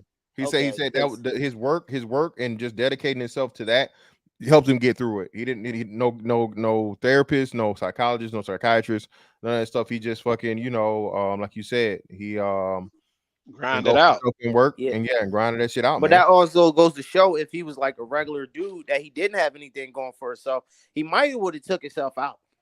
Well, no, I don't. No, I wouldn't say that at all. I say he would do whatever it would have been. It just would have been at that level. If he wasn't a celebrity and he had, a job that he could work extra overtime on or pick up a side hustle or whatever, he'd do the same thing. It's not just because he was famous, because famous people get themselves up out of here every day too. You know what I'm saying? Yeah. I'm not negating the fact that he famous. I'm just saying he had those outlets. He was always in the studio. He was always surrounded by people. It might have been in a he could have, how like the average person, you go through some shit. You find out some stuff happening, you can't even go to work, bro. If we been for real, niggas be at work stressed the fuck out. Can't even operate a tractor trailer, can't even do the corporate work because no messages talking about they woman and a man talking about he done dug deep in her, she done came. Hey, I would never go through that again, bro. Brother, I remember, bro. If any of y'all went through that before, walking outside and shit. Bro, I went through that shit before, and I think every man should go through that in life, bro. Because everybody be like, oh, I'm stoic, I'm barbaric. Until let you go through some shit like that, you're gonna see how nigga you ain't as hard as you think you are, bro. Nah, yeah, definitely going through it, bro. It helped me realize I'm not doing it. I'm not. If I have to go through all that shit for you, no. I'm not going through that. I'm bailing out, bro. Yo, but no, I'm not. Of course, you're gonna bail out, but we just talking about the feeling. That feeling, once you overcome that one time, bro, you'll look at everything like. So how do you think I feel? Somebody tell me. And basically, it's the same thing. I just bailed out, bro. I'm out of there. But I'm saying, but you endured that, right? You endured that pain when you found out that she swallowed the whole dick. He dropped the load on her face. He was hitting it raw. Not because you gotta go into death. You gotta go into death. That's why I tell all my young boys. Just swallow his kids. Damn, not the ghost face. Not the ghost face, man. Yeah, he dropped the because you gotta take it to an extreme. You know a female that you rock with. Everything that you doing to her, you're gonna envision that another dude was on that same level that you was on. I'm already knowing that, bro. So when I had an idea that something could be going on, I'm out of there. Yeah. I know what you do to me. Yo, so big bro. I can only imagine. Big bro, when he slid it in, nigga, she held him. She grabbed him. And she bit his shoulder. All right, brother. Pause. Brother, you're going too far. He was hitting the back too, nigga. I'm just saying. I don't need all that detail, man. That's what I'm saying, y'all niggas. That's the truth, and y'all think about it. No, but you can know the truth without having to go like in the. He held her. He held that nigga when he put it in, bro. What those lessons taught me is that I don't need to sit and wait for the truth. Nah, for real. Exactly. You get the it all gonna come out in bro. That shit familiar, dog. Get the fuck out. Yo, man, y'all niggas don't want to talk about this. No, but I don't know I'm what. Telling you the truth, bro. Yo, what's up? A lot. I'm out of there. I didn't get to see this interview, right? Like, and I popped in. I kept on popping in and out with her because I was a work fan. But man, like, yo, as soon as I hear abortion, I'm out. Like for real, I was like, even if I don't know, I think it's mine. You know what I'm saying? I don't know it's another dude. As soon as I hear that, I'm out. But I gotta be real with y'all, though. This shit happened to me before. That's why I can talk about it. Like not to the extent. I feel you. I feel you though, man. I feel you. This shit happened to me, nigga. I was out here engaging in so much debauchery, nigga. I was up about 50 on my old lady. Nigga, she found a nigga that can lure her in. That nigga had her open, bro. He had her open, nigga. And I'm up 50 and she finally get that one nigga. While I was around this bitch crying and shit, bro. Like, that's what I'm saying. Like, that shit really hurt, bro. But I don't want to go on a tangent and relive that. That's shit. why from now on you don't ever let yourself go through that again. You can Oh no, sniff, that was yeah, you old, can bro. That sniff was it like out. 24, 25, 26 type shit. I'm almost Yeah, 36. yo, I found out on the internet, bro, on this YouTube shit. These niggas don't know what whole tendencies are. They Man, can't boy, I stop. tell you what. They know what the fuck that shit is, bro. Them Nah, niggas they just don't. stupid. Niggas think they old lady a saint. Nigga, let you hurt her. I gave them, It's a nigga out there. Instagram examples, right? And they was still like, nah, that ain't it. I'm trying, but I'm like, if she Hey, got hey, her butt, all her pictures is her butt angled towards the camera, that bitch a hoe. hey, so some people out here fantastic You know what's operating in a whole Yo, the different female like that y'all sphere. love, another nigga was slutting her out like a prostitute, bro. that's the thing is what I mean. Man, it was just It's a hard pill to swallow. It's a hard pill to swallow, but a lot of niggas just don't really understand that she's a one phone call away from leaving your ass. Like that's how real the shit is. I don't care how many kids that you got with her. I don't care how much money you pay, and she's one call away. That bad one you from leaving picked, your that ass. bad decision you made has been sticking around. Is only one phone call away.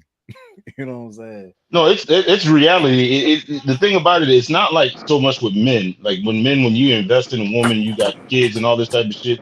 It's gonna be hard for you to leave that situation. But with them, it'd be that one nigga from high school, from college that they always thought about. Oh, he could. I wish this would have worked out. If he called and next thing you know, grandma died in a different state. She needs to go over there. Come on, man.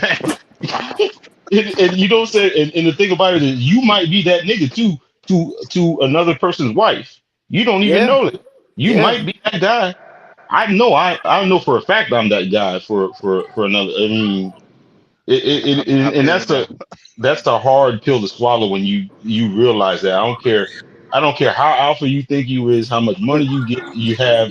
Your girl is one call away. one One call phone. away, brother. I'm Hey, talking about one text away.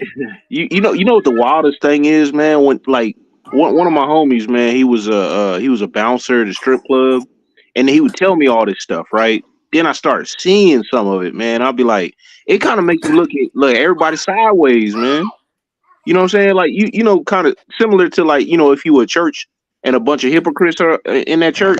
Right. You know what I'm saying? You be looking at people like, man, like look at this mug right here, man. Like I for real, mean, but like I had a chick that had a crush on me. I never was involved with the chick, whatever. She named her first child my first government name. that's crazy. Yeah, Whoa. I'm like, yo, that made me like, That's I'm like, yo, bold. what's going on, man? That's Nigga, you wild. ain't like that. You ain't like Listen, that, nigga. fuck out of here, Mr. Lima. You heard what he fucking That said. nigga Don't ain't come up like. here I and don't catch believe the you nigga. niggas like He y'all told talking about you. my life, man. Y'all niggas ain't Listen, like that. you heard what he said. She said the dick was so good that as she started rocking, she just got into it, and all of a sudden she said something just hit her, bam, all upside his head, just slapped him. Dick will make you slap somebody. And name a bitch motherfucking kid after you that ain't That yours. nigga ain't like that, bro. No, I no, don't. Nah, that, Obviously, he is. but check this out. I wasn't even involved with her. I didn't even mess with her. Damn. What? I didn't even mess with the chick, man. I was like, yo, that's crazy, man. that nigga telling my Bad life. hoes, bro. I know it's kind of hard. They be pretty sometimes too, but nigga, you gotta give it some time. Leave crazy hoes alone, bro. Any woman that listen, bro, that's the biggest thing, bro. Listen, and the cute ones be the hey, listen, you got to do the cute crazy tests early, bro. You don't want Early, bro. early. Nigga, the prettiest ones be either straight smuts or they crazy Exactly. as shit. But all jokes aside, It's not though, even their fault though. It's fucked up. Most of the time, it don't be their fault. It is Sometimes their there's fault. something that happened to them. You know what I mean? Yeah. Or they family situation. You know. Hey, fantastic be saying it all the time. You better know if there was a situation back in the day. Cause like that alone, man, can like wreck your whole situation up, man. Mm-hmm. I bet. Yo, fan, you said something earlier about the suicidal rate on dudes crashing out and unaliving themselves over these women, and I was thinking about it, and I'm like, no matter how hurt I was, even when I went through and I endured what I did, I never thought about taking myself out, bro. I never even thought about harming her or nothing. It was just me enduring the pain in the moment, but I still was fucking on. I was trying to cope by fucking other females, but we all know that shit ain't going to help at all, bro. But I'm just trying to figure out, is it a mental illness? Is it something behind the trauma that allows somebody to do that? If the majority of us on the panel is saying that we never got to the point to want to offer ourselves over another nigga fucking our female. But you know what it probably is, right? You got a higher purpose. You actually got something else. Like the dudes that make the woman everything, they don't have anything else. If they lose that, they lost everything. Right. Can you imagine if you like lost everything and you don't have no prospects? I'm not even talking about females. I'm just talking about like, you know, life in general. You don't have no prospects. You're just gonna be destitute and like, you know, living under a bridge or something, man. Yeah. So that means that your whole life revolves around vagina. But there's a lot. There's even old cats to be like that, man. They thought they call themselves pimps. Yo, but they now you ain't know no what's pimp. crazy though? Because I'm a truck driver, right? Like I got a stop I go to. This guy, he drops his woman off and he stays in the park line until she get off. So say if I get there at 7 and I go back, he's still there at 5 o'clock. And he been doing this I've been there for about a year. That's his life, bro. Wow. Yo, nah, I'm dead ass. That's his life. The nigga might go walk in there and use the bathroom, but he go back out in there in his car and go to sleep, and that's his life. How do you get to that point? How do you get to that point, brother? Hey. Well, again, man, I was saying this, right? Everybody has their limits, man. Well, some people do. Some people have none. Again, like I said, bro, it's never gonna be nothing that's gonna make me get myself up out of here, fam. But you know, for those brothers that do, man, and that's why I say, like y'all say, man, listen, a lot of the times, man, the best way for you to do some shit, just remove yourself, bro. Again, stop worrying about what everybody else gonna say. You know, people gonna think I'm a failure because I couldn't make it work and all this other shit. And outside looking in and shit, bro. Fuck them motherfuckers on the outside looking in, bro. They gonna have some bullshit to say anyway, nigga. Okay, all right. One of the best things my grandma ever told me, bro, as a kid, she was like, baby, you can walk into a room, get everybody, you know what I'm saying, $100, and it'll be somebody that complain about it. You know what I'm saying? Why he got 100? He shouldn't have got this. He shouldn't have got that. You have motherfuckers, you know what I'm saying, well, give me some more. And so listen, bro. Once you understand, bro, listen, for the most part, motherfuckers you don't know is not your concern, dog. Fuck them niggas. And even the ones you do. Go ahead. But fan, I believe it's easier said than done, because you know how they say that you can just go find a good woman. You can just go find a good man. No, I'm with you 1,000%. It is a whole lot easier said than done, but it can be done. That's the most important part. Men are never encouraged that it can be done, right? Motherfuckers can tell you, nigga, you can make $1 million. Motherfuckers can tell me they say that every day. Tell niggas everything other than, hey man, you can actually love and be confident in yourself, and you know what I'm saying, overcome whatever the fucking bullshit is. You know what I'm saying? That's it. So I know this may be arbitrary, this may be a bit random, but so would y'all be an advocate for celibacy and abstinence for men, for, you know, with all that's going on right now? Would y'all still tell them to engage in debauchery and go through what they're going through with the women? No, they're not going to change.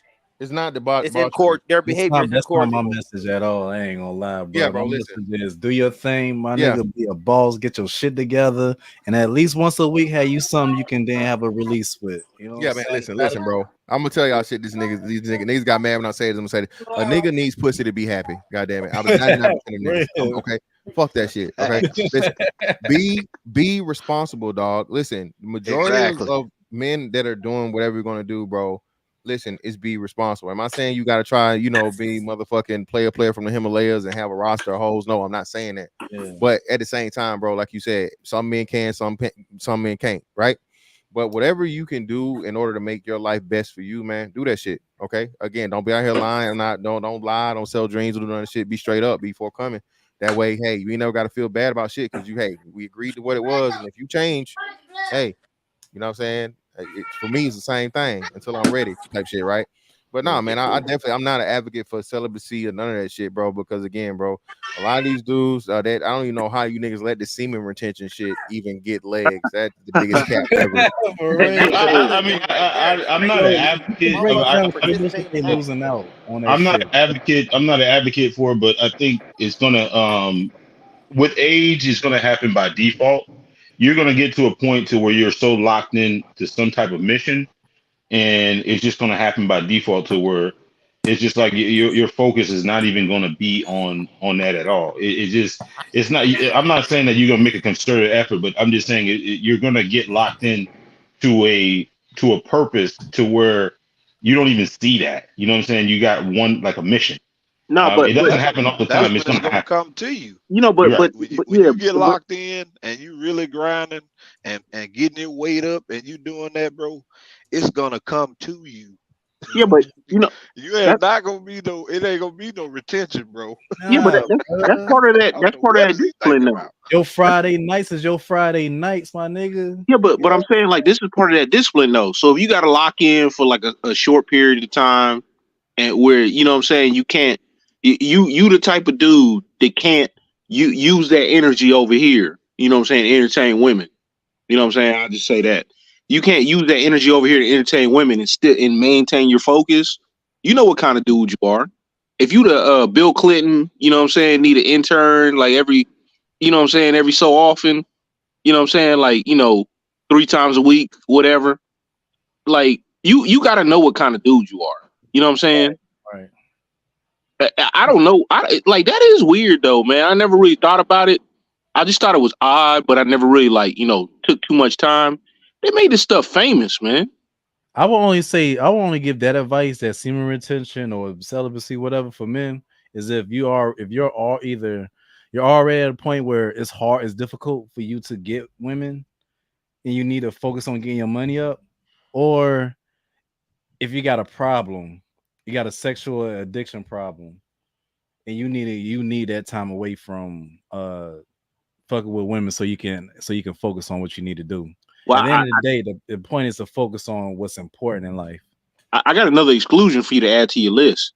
Say them cats to be having 20 kids and can't afford no child support. Oh yeah, you need to go ahead and hang the jersey up, man, for a little bit. But those are the you ones sure, they busted bro? it open for, bro.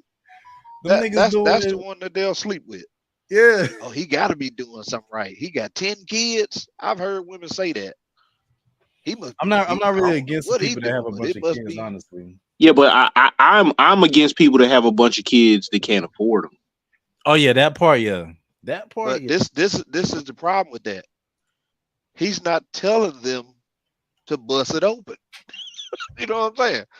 Most of those guys, I know guys that got 8, 9, 10 kids, and they pay child support for them, but like they just got women like that, bro. It ain't gonna be no retention, man. And when you that type of guy, bro, they bring it to you, bro. You'll be surprised. Yeah, I remember my brother, he actually told me to do. I thought he was kind of, crazy at the time when he told me this shit. He's like, man, because I was going through, like the divorce and shit like that. He's like, man, you're gonna have to like take a time to where about a 6 month to a year to where you don't fuck with any women. You know what I'm saying? You just focus on something. And at first I thought, man, you crazy, dog. There ain't no way. And the shit kind of almost happened like default, like it just happened. It just happened. And when I was going through it, I was just like, man, this shit. I'm waking up every day with like some type of fucking like vision. You know what I'm saying? It wasn't like, oh, this bitch is this or this.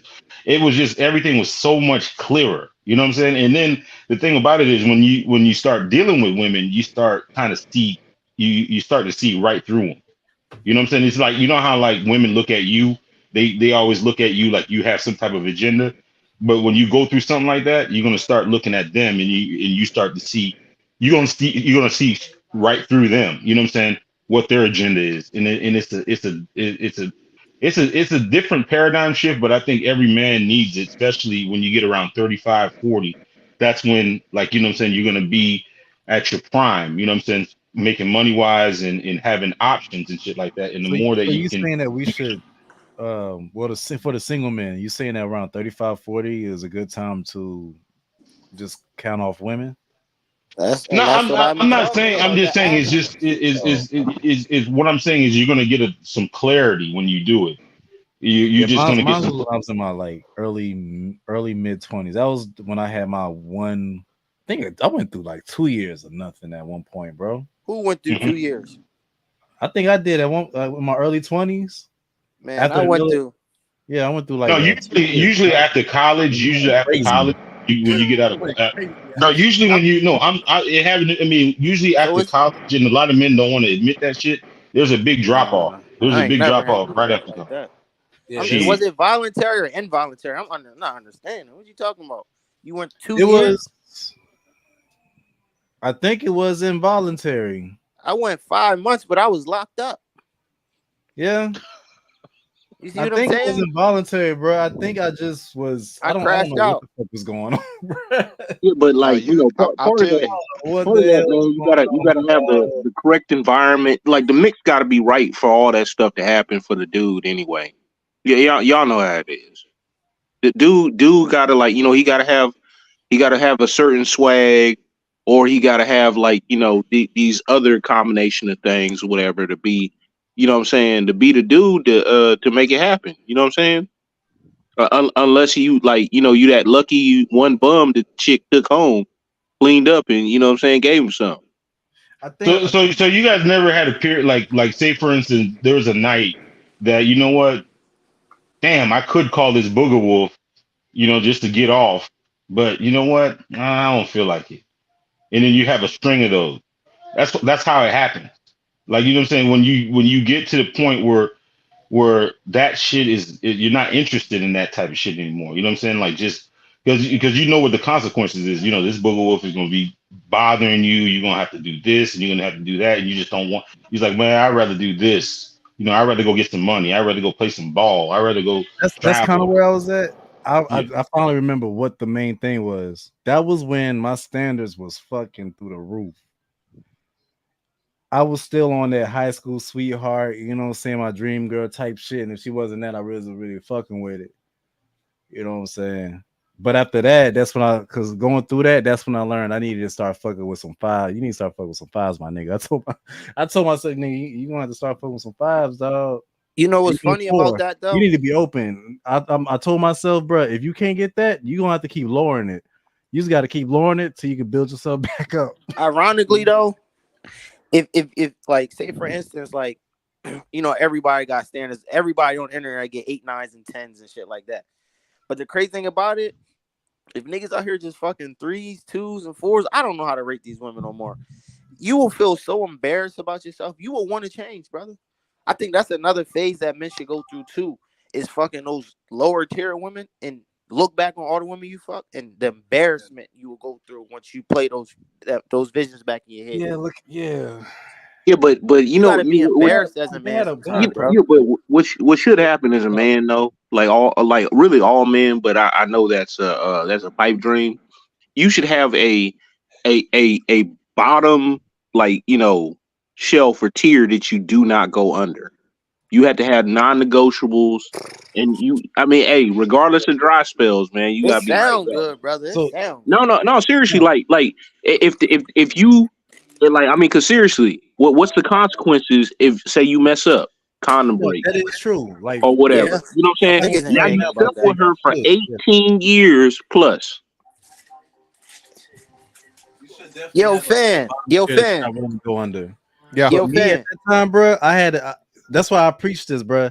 A lot of these dudes ain't not getting laid because the standards are too damn high. Like, bro, you probably not even in shape. You know Yo, what I'm saying? fan. You're not there. Yo, What's up? fan. The other day, you said that Ruby Rose wasn't a baddie. Can you? Yeah, I That's what said I've been it. wanting to I stand ask on you, it. bro. Can She you is one of please the pull up? finest Can you specimens. please pull up something that you would deem in fucking baddie? Better than Ruby Rose? Yes, please and thank you. Not right now. It's the end Yeah, of I the show, know. but I have know. I have it for you. I have a slew. I have a slew of them for you, brother. You follow? Do you got it? Twitter? I got You got Twitter Twitter? X. What's your Twitter? Well, X. That is X. It's But the same you thing. I'm follow? talking about the porno shit. Oh well, now I don't got that one, brother, or whatever. But Nah, yeah, it's I'll the have it prepared for you next time, brother. I'll have and these are regular chicks, by the way. So Man, I can I'll, get Yeah, and I'll, I'm not even saying like she all that. Of course, it's some, but I'm just saying to say she ain't tough though is crazy. no, she's not, bro. She's just not. Not to me. It's nothing. Well, Especially like I say when Ruby she Rose like, is top. she's Ruby an Rose is top famous bitches. like bro. Yeah, man, bro. Like I said, No, I'm saying once we tie in behavior and how her mindset is, of course, she not even the fuck fuck the behavior. I'm talking about strictly off looks. Just even where she's from, where she's from, fam. Like it's when it comes to Eritreans, Ethiopians, and Kenyans and shit, bro. She not, she not top tier. Oh, you bro. got better? Oh shit. Yeah, she not top tier. She not, nah. So I'm not saying she's ugly, but I'm just saying for niggas, like, oh my god, Ruby Rose, and niggas start, beating off on their phones and shit. That's crazy to me. I don't know, but hey, it is what it is. She's kind of like I mean, to tell you the truth, if you go to Miami, she's kind of like a base model. Yeah, that's what I'm saying. And because again, too, and her body type, bro. Like again, she's fit, but she's not extremely curvy, top or bottom. So that's why I say she got a pretty face. That's the appeal of her. She's not too much of anything. You know what I'm saying? And then she got the that budanka with a butt meets the thigh meat. Oh my god. Yeah. But hey, man. Yeah, y'all niggas. This is a perfect time to end it anyway. Hey, appreciate you niggas for coming up. Thank each and every one of you brothers for your contribution and your time. Listen, we had a great convo today. At the end of the day, man, listen, stay away from these crazy assholes and these witch bitches. Okay, these witch bitches, okay, will leave you in more than stitches, brother. All right, that shit is not a good look. It's not gonna turn out good. You need to know these women's history, bro, mental, emotional, all that type shit or whatever before you get into them. Don't just be in a place because you got a pretty face, bro. Okay, do the research. And hey, that's that on that one, man. I'll catch y'all on the next one. Holla.